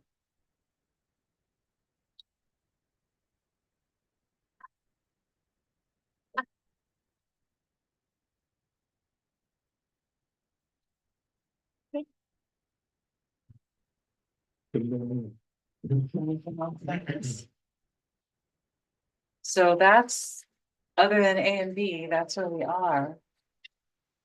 Back to A, then, Rich had a question there, so I might as well work through A. Sure. I do want to leave, because it's.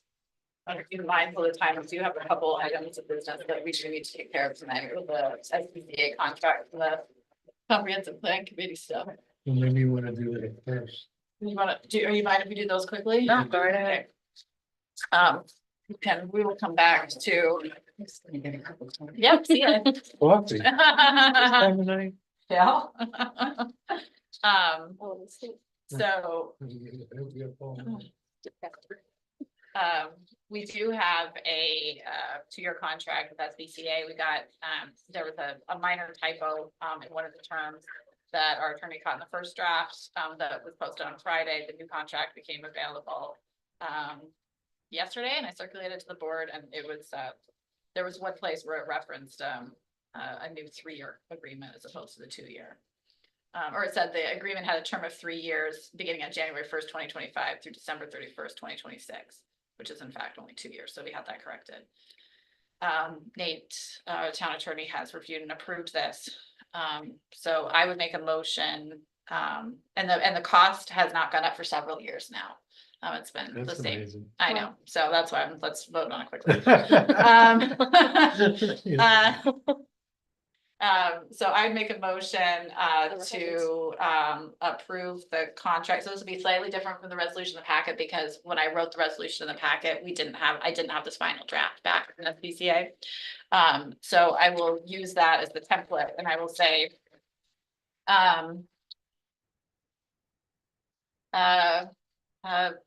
resolve that the Ulysses town board authorized the town supervisor to sign the animal control services agreement. And be it further resolved, Ulysses town board direct the town clerk to submit the signed contract to the SPCA. Second. Any further discussion? question on the census. Sure. It says, that's on page 4. Says they may complete a census, may complete a census. Jeez. Census, I want to say sentence. And then, Carissa, you hired somebody, I thought, to do a census. No, we did that kind of Last last year. How often do you do that? And I think it's every 3 or 5 years. Yeah. And that satisfies theirs. Yeah. I'm just curious. Yeah. Any other questions on that? No, thank you. Great. Caitlin, I just wanna confirm, so it's now therefore be resolved that the Ulysses Town Board authorizes town supervisor to sign the agreement, Mhm. giving rid of the. Yes, getting Breda pending, yep. And then that's it, and so you can. In the draft resolution, you get rid of all the other stuff before it. Yep. And then also the further resolve that. You'll submit the signed contract to SPCA, so. All right. We have a motion and a second, any further discussion? And all those in favor? Aye. Thank you. And then, I did not print out copies of it, but, they were posted, there was a public information plan, and, that was posted on the website, as well as, memos, from, the town planner, relaying the information from the comp plan steering committee. And I put together a draft, website resolution. Chris and I got on a phone call last week, with the town attorney to kind of walk through, this, resolution, on for independent website, do you want to kind of just, could you mind briefly explaining what the comp plan steering committee is hoping to do? Yeah, so for the website, we had been presented a couple examples of that MRB had prepared for other comp plans, other planning, opportunities with counties and, they can be more interactive than I believe our current website will allow. Interactive meaning, they can pop out like information faster. It's not gonna be a back and forth where people can post and MRB's responding. It's all gonna be just pushing information out. So we can post meeting timeframes, we can post upcoming meetings, we can post drafts when we're there, we can talk about various activities or opportunities there are for public feedback. There will be a way for the public to provide feedback through the website, but it's not gonna be like a Facebook where there's gonna be back and forth. That's not what we want at all. We want people to come to our meetings if they want to do that. So right now, the policy that we have, the communication and social media policy doesn't quite allow somebody else to host a website for us. And the whole intent is really just to push information very specific to the comp plan out. It would be maintained by MRB. I wouldn't have any issue with Carissa overseeing things. But I don't want you being the one with the day-to-day materials being pushed out. Yeah, so what this resolution allows, so when Nate and when Chris and I spoke to Nate, what he recommended is that we acknowledge that this is a slight deviation from the social media policy, but that the fact remains is that the whole point, he said, of a comp plan process is to get public feedback and also to push out information. And that should not really stand in our way, because we were in this, and he gave me a lot of the narrative I used here in terms of, he didn't write it out by hand, but this is the philosophical, he was actually like speaking aloud in for possible ways to handle it. And so that's what I reflected in here, that we're acknowledging that we have that. There are some stipulations that the communications manager, which is Carissa right now, shall either review or designate someone to review material posted to the MRB website. And so if there's anything in violation or there are concerns, that they get addressed. There's a process for getting anything addressed. The independent, per our website, per our social media policy, the independent website shall identify that's approved by the town of Ulysses and clearly identify as part of the comprehensive plan process. And that language specifically will be approved by the communication manager or designee. And then the website is subject to records retention requirements by New York State and the town of Ulysses. And again, Carissa's the records manager. She's got all the best titles. She's direct to ensure the process where the information is collected and saved appropriately. And that all information will be posted, that is posted on the website shall be public information, and it's not going to be editorializing. That was the big philosophical idea behind the social media policy, is that we don't want people pontificating on things that might be their own personal opinion and it appeared to be that it's on behalf of the town. Certainly not on social media platforms, and that any web applications, like Liz mentioned, things like survey tools, they'll be used in a way that does not create a back and forth dialogue, but is more of a way for us, the comp plan, to push out questions and gather public feedback. So The one other item that they talked about was something called instant input, I think is what it's called. And it's either an app or on your phone that you could do, and where we can push out just a question here and there. Like, what's your favorite thing about the town of Ulysses? And they respond and submit it, and that's it. But it's trying to encourage some participation from folks that may not want to come to meetings, but are on their phone, because we all live on our phones, or a lot of us do. But again, it's not gonna be a back and forth. It would be just a question, and you'd have to sign up for this. But it still is just a quick question, a survey question, and a input back to MRB. They'll collect the information. You're a moderator, if it's something inappropriate is posted, that it's. Oh, that's the whole purpose. We'll have the communication manager. Oh, you mean, no, but nobody else will be able to see the results. So if I ask you a question, like, what's your favorite thing about the town of Yeah, not Ulysses? just that, but if somebody says, oh, I don't like this. Yeah, it won't go, nobody from the public would be able to see the responses. The responses automatically go to MRBs, who's maintaining the website. So it's. And not then a they can list of- screen out. I like the. No. No, no, no. no, I like nobody, the streams, I like the waterfall. yeah, No. no, we're not gonna be able to see anybody else's That- responses. No, the only things posted on the website will be It's the public question. documents, things that we could post on our website, but the idea is that it's something that we're already effectively have paid for in the contract. So it doesn't incur additional time here, and the alternative is having Carissa or someone else on townhouse staff have to be having to do those updates, and they do want it to be a timely website. It's not just, we typically use our website, it's a lot more static for information, and the goal for the comp plan is to be more interactive, more updated more frequently, and also be able to use these apps. But if you know, if they send me thing and I said on it, no, I hate the town of Ulysses. MRB collects that information, the comp plan steering committee can see that information, but Nobody, it's not gonna be posted on the website. Of course, somebody. to feed No, off no, of no, it. no. Right, no, we don't want any of that. Right, okay. No, so there's zero desire for that kind of. we public want stuff. people's feedback, Right, but- but we don't want the Right. back. but we're and forth not dialogue. doing any back and forth, Some nothing, rogue member of the. Exactly. yeah, Of the committee could release it. no. Well, I I mean, don't think, well, Yeah, You maybe. have no rogues, is that we what you're don't, saying? that's what I say, I think we have a pretty good. well, and I mean, it's also, a lot of these, and that's, and I mean, we could dig into that further, but a lot of these apps can be effectively anonymized when someone may submit.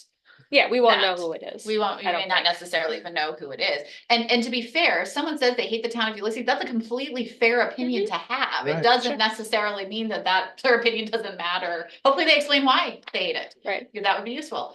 Yeah, that's, again, not to your point, no, that's not what we're attempting to do, so. but the comp plan steering committee saw some benefits with this Mm. independent website, so.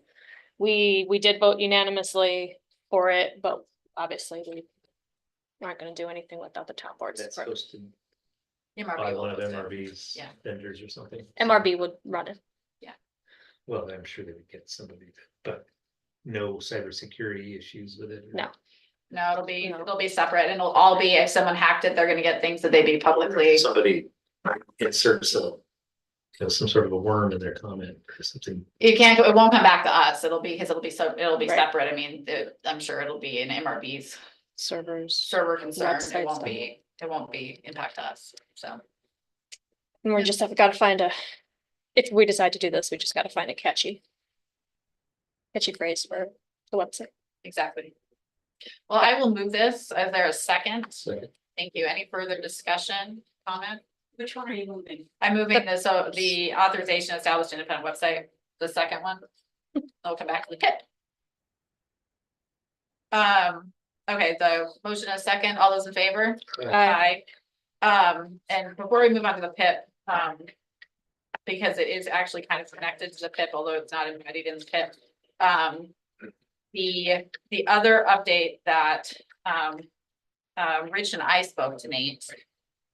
Regarding, after the last town board meeting, there was a desire, for me to explore, or the town board to consider, the best way to use the enthusiasm of the wonderful members of the planning board to, help identify issues in the current zoning, that are posing an issue. And so, Rich and I had a meeting with Nate and is one of the things that we discussed about what a good approach might be to help coordinate it in an effective manner that's a good use of volunteer time and where it should fit in the comp plan update process. And what his recommendation was, that seemed reasonable to me, and Rich, I won't speak for you, but you indicated at least that you thought it was reasonable then, so correct me if I don't say anything correctly. That the planning board could be really helpful in identifying places in the code where there are some technical errors or things that are in conflict with existing law. In terms of particularly state and federal law, but I know that the water, not stormwater plans, the, streams, Stream yes, and wetlands. stream and wetlands maps. There's been recognized, problems with that. That's something that actually, if the planning board can identify the appropriate ones to be used, it would be incredibly useful to the comp plan steering committee. And so, what, the recommendation from Nate is that we want to be, and I think this is philosophically where I am, is that we want to be respectful for the comp plan steering process to help determine the vision and future of the town, which would then result in a zoning update of, you know, a comprehensive review of our zoning and an update from there. But that there is definitely work that could be done in the meantime that really gets to more technical instead of philosophical ideas of what improvements could be made or changes that could be made that could be very timely with the comp plan. And so what Rich and I discussed was in some way trying to coordinate with the comp plan steering committee and the planning board to help find some of those areas. And you have a number of members on the planning board who are on the comp plan steering committee. So there seems to be a natural place to find synergy between the work both groups are doing so that they effectively can not necessarily work in tandem, but can work in ways that move this overall comp plan process forward and improve our zoning code simultaneously. Okay. So I wanted to bring that back to the group. I think we have another comp plan steering committee meeting next week. Next Wednesday. Planning board, I believe, has one next Tuesday. Is that correct? Or wait, no, it'll be after. No, that is. No, I think it is. Is next Tuesday, Yeah. but with so many planning board members there, I thought it seemed prudent that maybe that could get added to the agenda. I know there is an agenda in place, but I didn't know if you were chairing the next meeting, but I am not. you're not sharing the next meeting. Anyway, that was the recommendation, and it seemed a way for issues to be addressed in a coordinated fashion. I will talk to Niels to get something on the agenda for the comp plan meeting next week. Well, I know we already extended it to an hour and a half, so. Okay. Well, I don't think you have to solve all of everything. No, That's a no, great place it's just to- discussion, bring it Yeah. up as people start reviewing and digging into documents. Okay, So, but I have to be mindful of time, I'm sorry. But I know that was a time sensitivity. And then the other is the PIP, which is the Public Information Plan. I just enjoy saying PIP. And it was developed and reviewed by the town comp plan steering committee. And Liz, could you give us just a brief, quick summary? so the public information plan, public involvement plan, could go either way. Summarizes the activities that the comp plan steering committee and MRB propose to do over the next year to engage and include the public. Includes newspapers that will reach out to, a list of entities that we're going to be reaching out to from state, local government authorities, local businesses, local environmental groups, to get some input and feedback, make sure they're all aware of meetings when we have focus group meetings, and make sure that they're aware of the draft documents as we get to that point. The whole point is to engage the public as much as we can, because that's what this document is about. It's how the community sees the vision of the town for the next 25 years. So we can't do that without the community. So there's a lot of steps and discussion of how that's going to happen, when it's going to happen in the PIP. So I don't know if people had a chance to look at it. The PIP has been reviewed by the steering committee. I'm 99% sure it's been reviewed and approved by Nate, and it's been reviewed by DEC. So the comprehensive steering committee can go ahead and implement this plan, but we would like, because it is an official document for the town where we're going to be reaching out to the public and interacting with the public, that we wanted to ensure the town board had an opportunity to review. And we would like your approval of the document as well. So that's what's on the slate for that. So 2 questions. So what is Map app? Map app.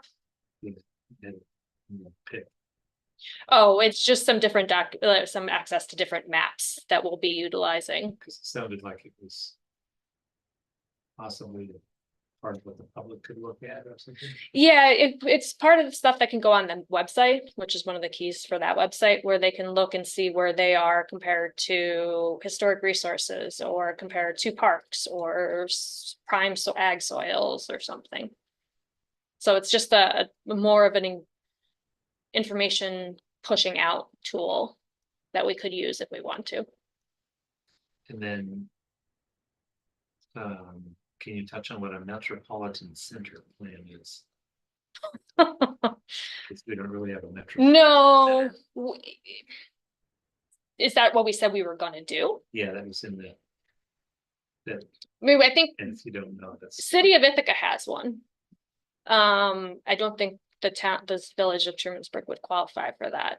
But it's just more looking and reviewing at other plans to make sure we're consistent, because we can't have, I mean, we're just a town, but we need to make sure we're consistent with other municipalities too, as we can. Because we can't say one thing and be completely contradictory to the village or the town of Ithaca, because we're so close in borders. But I don't think we're proposing to actually do a Yeah, metropolitan. so I wasn't sure. Yeah, because we don't really have, I mean, we have hamlets, but I wouldn't call them metropolitan hamlets. Waterburg's definitely not a metropolitan. The Waterburg isn't. Well, and maybe it's Waterburg Heights. Right. So, Okay, I noticed there's a typo on, page 5. okay, The heading for section 3 says the members. members. Okay. I can get that fixed. No, come on. Okay, well, then I will, move the resolution, resolve the Ulysses Town Board adopts the public information plan that's developed and reviewed by the town of Ulysses Comprehensive Plan Steering. Second. did you? Any further questions or discussion?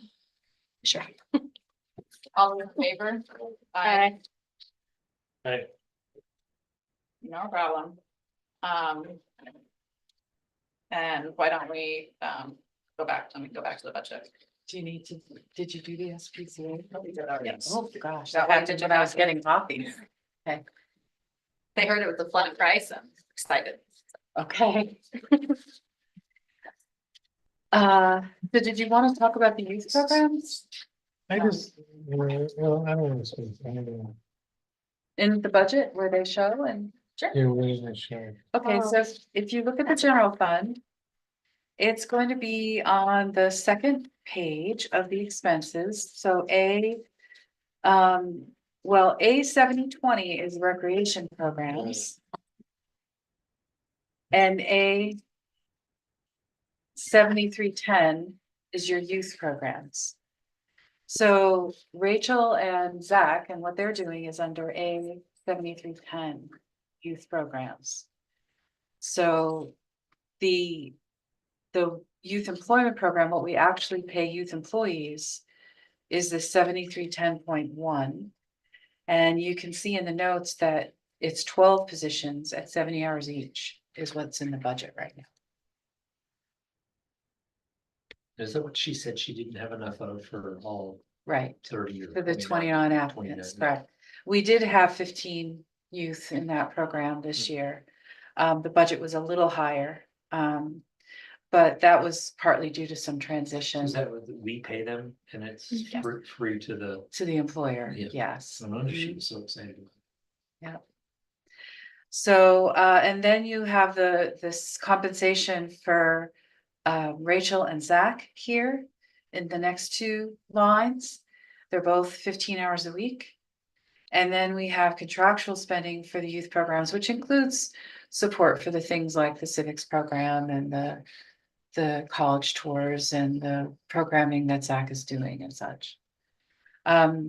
These programs are funded 50% up to the amount that the county funds us. They'll pay for half of the expenses up to a cap. Would you go pull the sub budget on the youth services, Yeah. the youth services CE, because that actually is not all the money that we're putting into the Oh, program. correct. It also reflects the rec partnership. Yep, and the summer Library. reading program at the Yeah, library. So that's not all the money they have use of, but it falls under that category. Correct. And does any of this join with the village? Yes. Yes. All of it? Yeah, so the way it works with youth services and recreation is that we bring a budget to them, to the youth commission. And the county tells us how much they're willing, how much their money's gonna how much they're gonna fund. And right now we're estimating a flat amount About $30,000. Yeah. Total from the county. from the county. United Way decreased their funding. So they're at 3, but they decreased it by 500 or 750 or some, 750. About 1,500 because it Total, was total combined, yes. combined.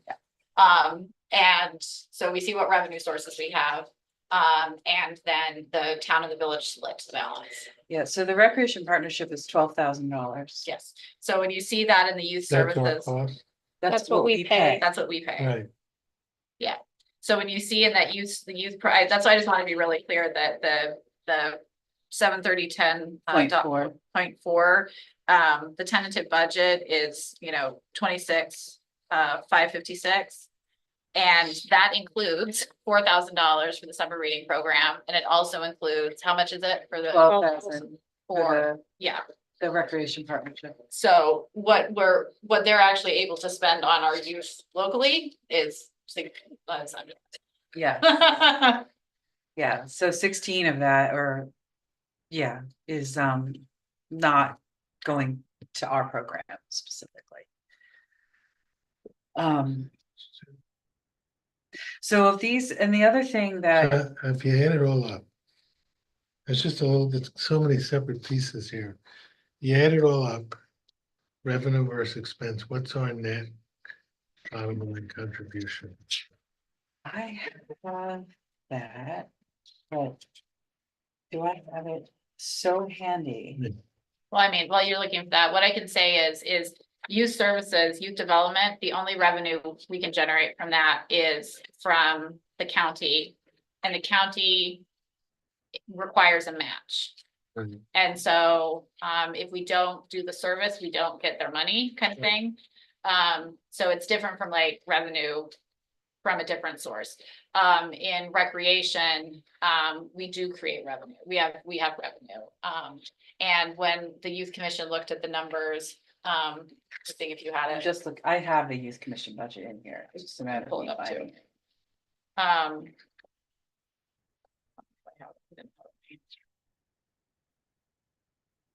Because I had so many.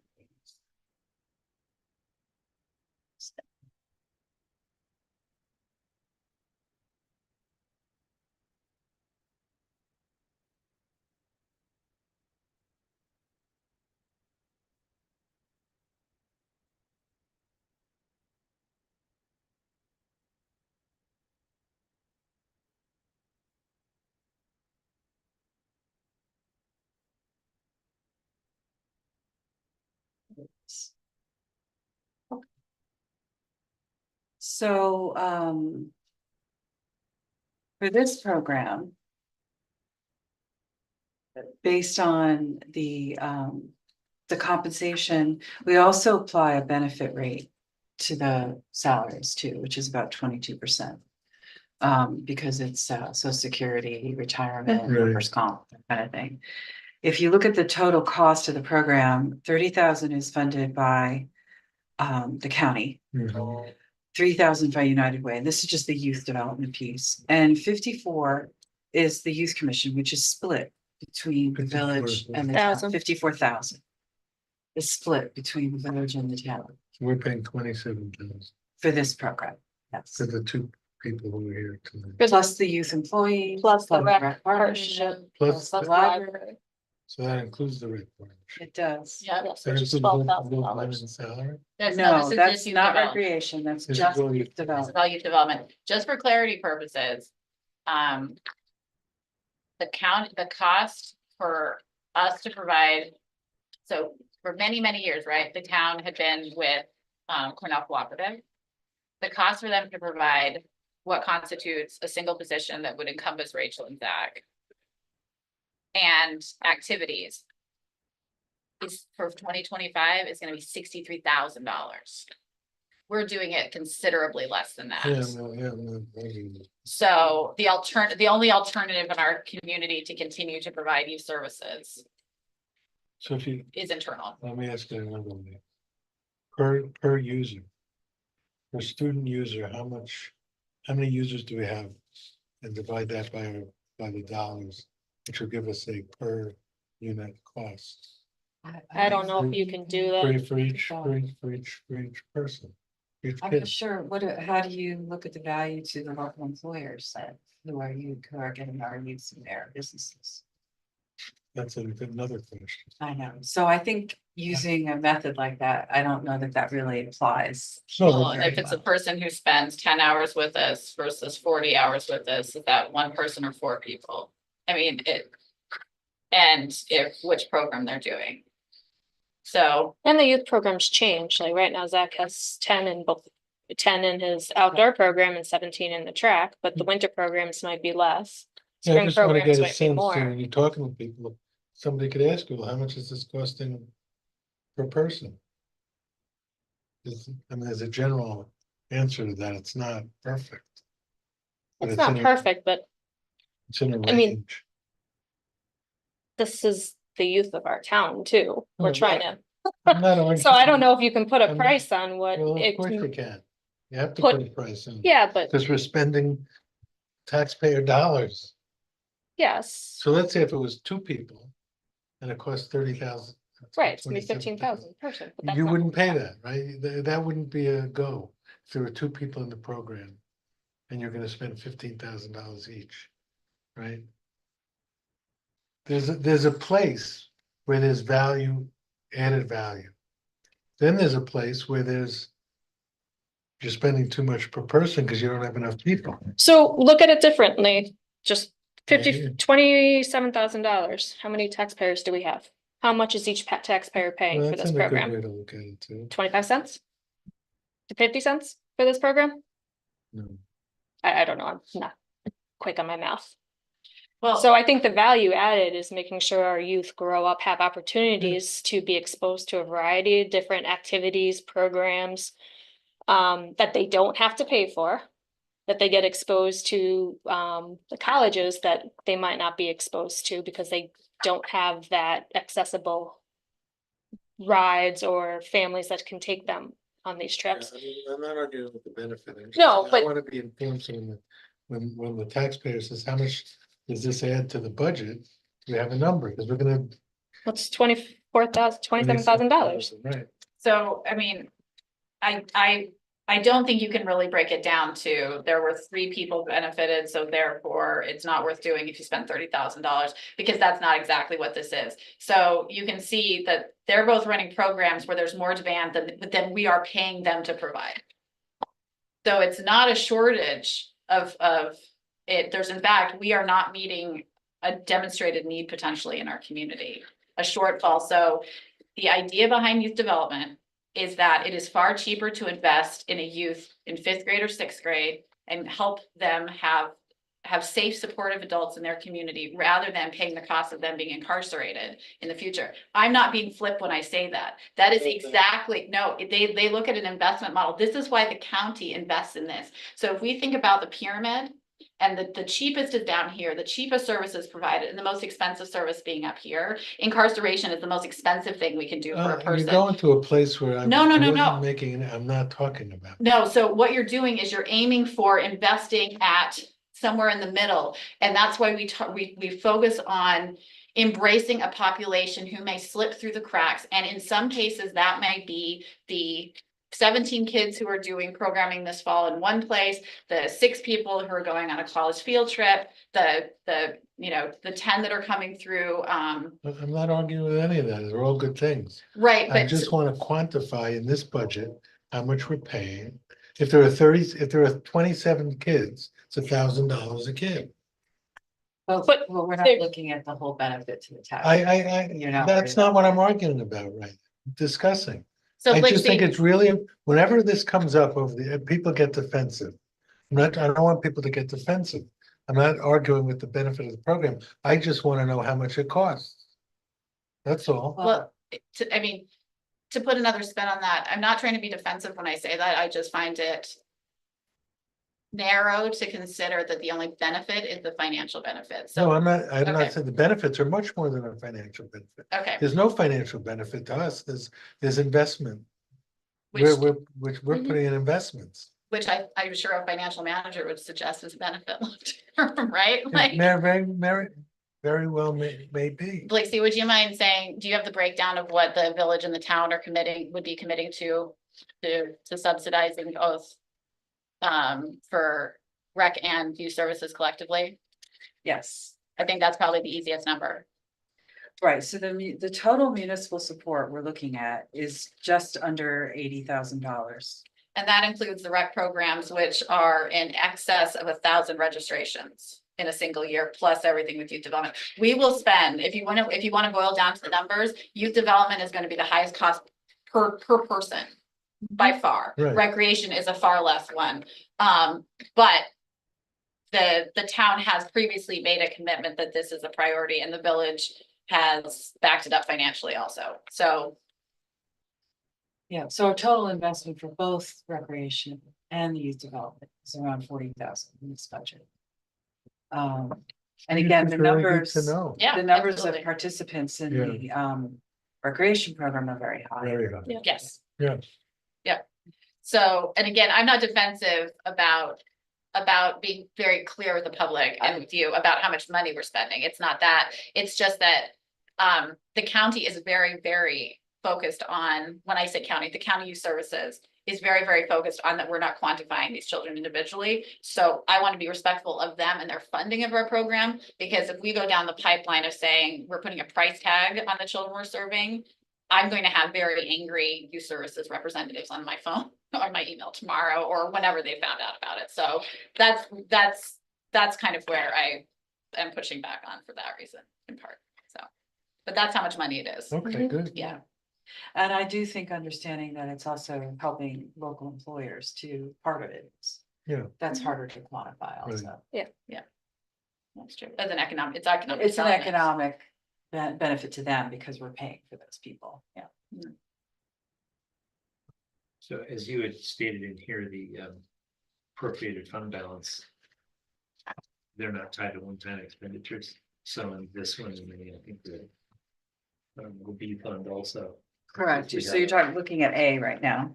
Is Yeah. that what you're looking at? Yeah, We have a medium-term plan on how to balance that in future years. yeah, I think that's Because something we have to Once work on, something started, it's really hard to stop the flywheel. right, right. And it's something that we're gonna have to focus on, Mhm. in my opinion. Yeah. So we start that with this budget, make sure we don't. It's a good question. Well, I mean, honestly, that's part, I mean, we could have brought you a budget that was under the tax cap. We could have reduced reserves. We could have cut into Water District 3. I mean, these are some very realistic things. We could cut into how much money we're putting into Water District 3. We could use more fund balance in A. Yeah, We could have easily brought you a budget that did Yeah. that, but the reality is that seemed inappropriate, having not had a conversation about how we were gonna gradually use money, and it also, you know, it would, it's in, what we're seeing in A fund in particular is rising ongoing costs, not one-time costs that are driving expenditures. And so we're going to need to gradually draw down on fund balance. We could have made everybody feel good this year, but, and maybe we decide collectively to use a little bit more fund balance, and we decide to put a little bit less in reserves, and we hit the threshold, but Hitting the threshold doesn't really buy it. What does it get us? doesn't really buy us. Nothing. No, I mean, I think it's disingenuous, quite honestly, to the public. I would rather have a gradual increase in our taxation. This won't be the highest tax rate or the highest percentage tax increase in terms of the percentage increases in 10 years. There were ones that were higher than this. So I think the tax cap is an artificial cap. And that my priority in talking to Blixie had been to preserve our fund balance so that we have the ability to use it strategically over a longer period of time rather than overly relying on it this year. Yeah, I have no problem. Because I think that and Blixie mentioned it, the research and the analysis that really needs to be done of how we've used that. How we've done expenditures in the past and how conservative we've been, because it might be that we're just too overly conservative in how we're budgeting. Well, we our have been very, expenses. we have been very conservative. And maybe we'd be less conservative in the future as part of a fund balance strategy and see how that works. But short of having Blixie having time to do that analysis, we just didn't feel comfortable. Yeah, yeah, right. So would you, what else in A funds? Would you like to really point out? Just thinking, well, I guess a couple of things I'll point out is that there are no capital projects or anything big in this budget. That doesn't mean that there won't be any, but they're all going to be funded by either revenue, like ARPA money, or reserves, if there needs to be some amount made up between, let's say, the parking lot expense, right? Right. And you have to kick in some, it's gonna have to come out of our capital reserve for the building, for this piece here. There's no other money to pay for Right. that. So I'm just pointing that out, that this doesn't have those activities in them, this budget, because we don't have enough data to know what that's gonna look like yet. But once we know, we can amend the budget to reflect those things. I do think there is funding in here for moving forward with moving our recreation programs to Camp Barton, right? Yes. And so part of that is our continued investment with the village in the joint program, and With the idea being that money will be recouped. yes. It And might not then- be with any of us sitting around the table. And also helping to hire someone to help us transition to that new program, which again would serve a lot more people. Yeah. So, And I will be real honest, I'm hoping it's a revenue generator for people who are not in the Right. Trumansburg, Ulysses School District, So- the town of Ulysses. so some of those things are one-time things Say in that my again? mind, because they're investments in Mm. trying to move forward with Yeah. a plan that's a Yeah. revenue generator. So those things are in here. I mean, they're not $150,000 worth, but that's about $40,000, I'd say. What I said about that is I think long-term, we could grow a summer camp program that actually is a revenue generator Right. for people who are not our I residents. see. And I think that would be tremendous, it would be a tremendous benefit if we could serve everybody that, that serve our community. And then if we had additional space, we charge a higher price point, maybe it's $25 higher price point, but it's a higher price point to come farther out of the area. I think it will be an attraction, but that's gonna take a few years to do. So, The other thing I would mention is that we continue to make investments in IT. And we're still trying to hit on a solution that works well for the changes that we've had to implement based on the comptroller's report. So we're now using a local service for support in addition to the advanced 2000. So that's an ongoing, let's find out what works best, but that's in the budget. In the long run, we might be able to do better or not financially. I think it's kind of a wait and see. Well, I called the guy because I couldn't get the authenticator going Right. on my phone. Yeah, We tried to walk me through it on the phone. It didn't really work. And I have to go down to his office and they can do it there. it'll be really fast On once the he gets a computer. home. Yeah, yeah. yeah, But at least we have a local person. Right, Who's right. here And not in and Buffalo, help yeah, us do that. yeah. So. And I actually find him very easy to work with. he's been real, I gotta say, they've been really responsive to me. I had a computer had to be set up and stuff for a new employee and it was a very smooth, Yeah, efficient process. I also think that one of the things it's not a big money item, but it's a shift in how we're looking at utilizing staff. So we're utilizing DPW staff more to help with managing some of the building and external things so that the clerk's office in particular Krista with her many hats, isn't always the person that has to climb in the attic and change a filter or something like that. Yeah. You know, so we're Well, that was looking at Michelle. utilizing the DPW staff more effectively and that's accounted for in this budget. But I think just working on developing some internal expertise when we can utilize it, but then using external expertise when we really need to, so that the staff don't get too overwhelmed. That's just an observation I have about this budget. And it's only what, $1,000? Well, that Yeah, particular that item is particular only item is $1,000, $1,000. and it's an estimate of how much of their time. I mean, they could handle something so much more quickly, with their background and expertise, so. You know, part of why I brought this line of questioning up was given the well testing that was going on, our well was tested and it had E. coli and coliform in it, so we had to put in a whole UV system to kill it. So I'm thinking a lot of people can't afford that. They're gonna get their well tested and they're gonna have all this stuff in there. Hmm. I think we need a fund to help pay for that, for residents who can't afford it. That's more challenging when it comes to public funding in terms of programs that are only gonna benefit anyway. It's interesting, Well, it's a health benefit if they don't get. right? No, understood. DOH have any? The health department, I think, they have in the past have had some various helper funds for different things. I know Seneca County does. I don't know about Tompkins. Well, that in the state, but maybe we can. Kind of as a next step, just try to get some information for where people can get more information. To Mhm. figure out what needs to be done, because you're right, that. With testing, you're gonna find things and you're not It's gonna always most like what likely you coming from find. the farms up the street. And we have no control over that waste material. No, and based on I don't know if anybody was watching the news, there was an article in the Ithaca Voice that New York State has put the kibosh on, what was it, a week ago?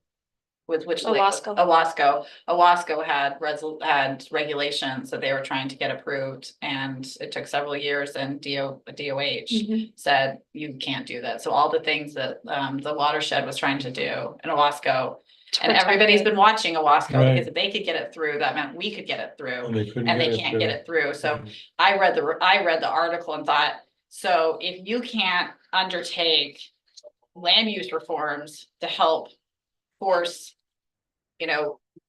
nutrients and stuff being kept on site, then the town isn't going to. Right. So what options we have is probably gonna be very limited in a lot of cases. Doing not related to non-point source Non-point source. non-point source contaminants. So that was in the news today. Mhm. So, it's certainly wanting those programs, and we can certainly look into it. I mean, I think that, my initial thought would be that probably Department of Health, the county is probably better suited to manage a program like that, but I don't know if anything like that exists. And I do think Owasco filed a section 78. They have part of So- 78. It's not over yet, but.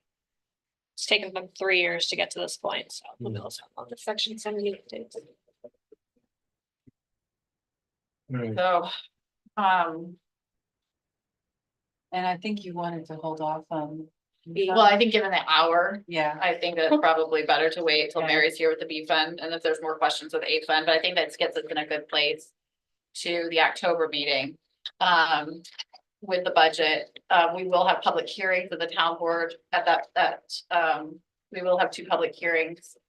at your next meeting. At our next meeting.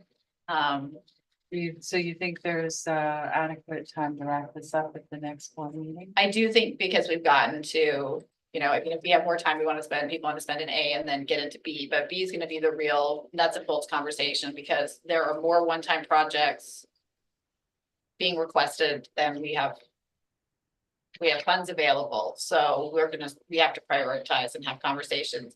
And I didn't know if you wanted to review the community funding. In the next, I'd like to do that when Mary's here, if that makes Okay. sense. Yeah. Because that's in the A fund as well. Yes. Right. And we could discuss those. Is that in here? Oh, yeah. It's But it's embedded, broken out. it's embedded in there. Yeah. And what I would do Oh, is give yeah. you the breakout. Yeah. Okay, no, I saw the individual lines for. Yeah, the but different- some of all them have spread out. multiple Okay, that's Yeah. fine. Because of how where they get. Yeah, no, line that's, shows up. that's fine. I didn't know there was a summary of them. And then if anybody has specific questions about these documents, I'm happy to answer them, whatever. Thank you.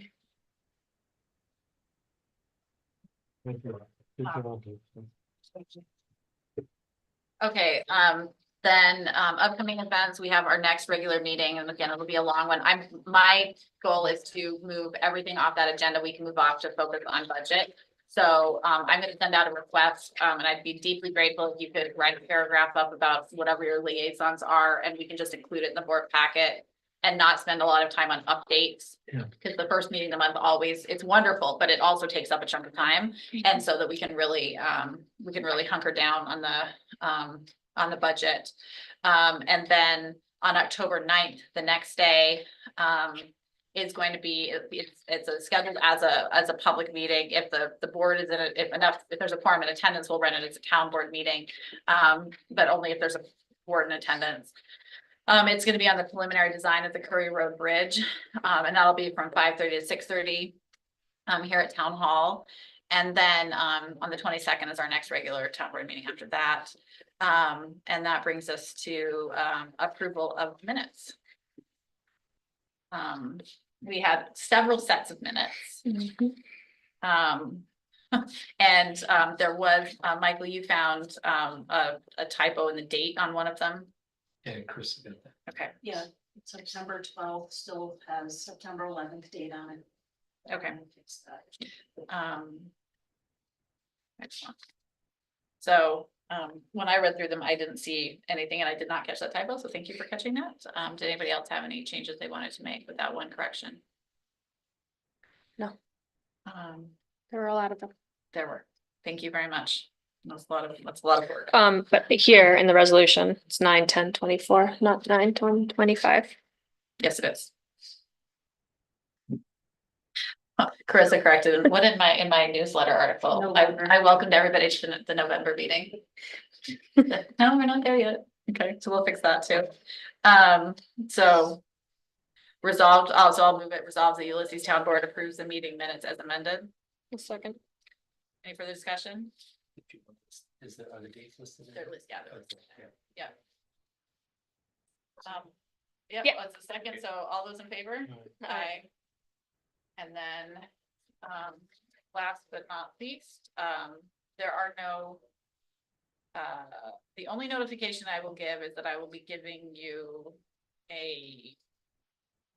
Possible notification next month, but no notification or at our next meeting, so there's no notifications, sorry. Privilege of the floor, that brings us full circle back. Is there anybody online who wishes to address the board? We don't have anybody present, so. Roxanne, go ahead. Yeah, thanks. I just wanted to, sorry, can you hear me? Yep, we can. Okay, I just wanted to comment on what Rich brought up about the water testing results and I mean, the Water Source Protection Plan Committee is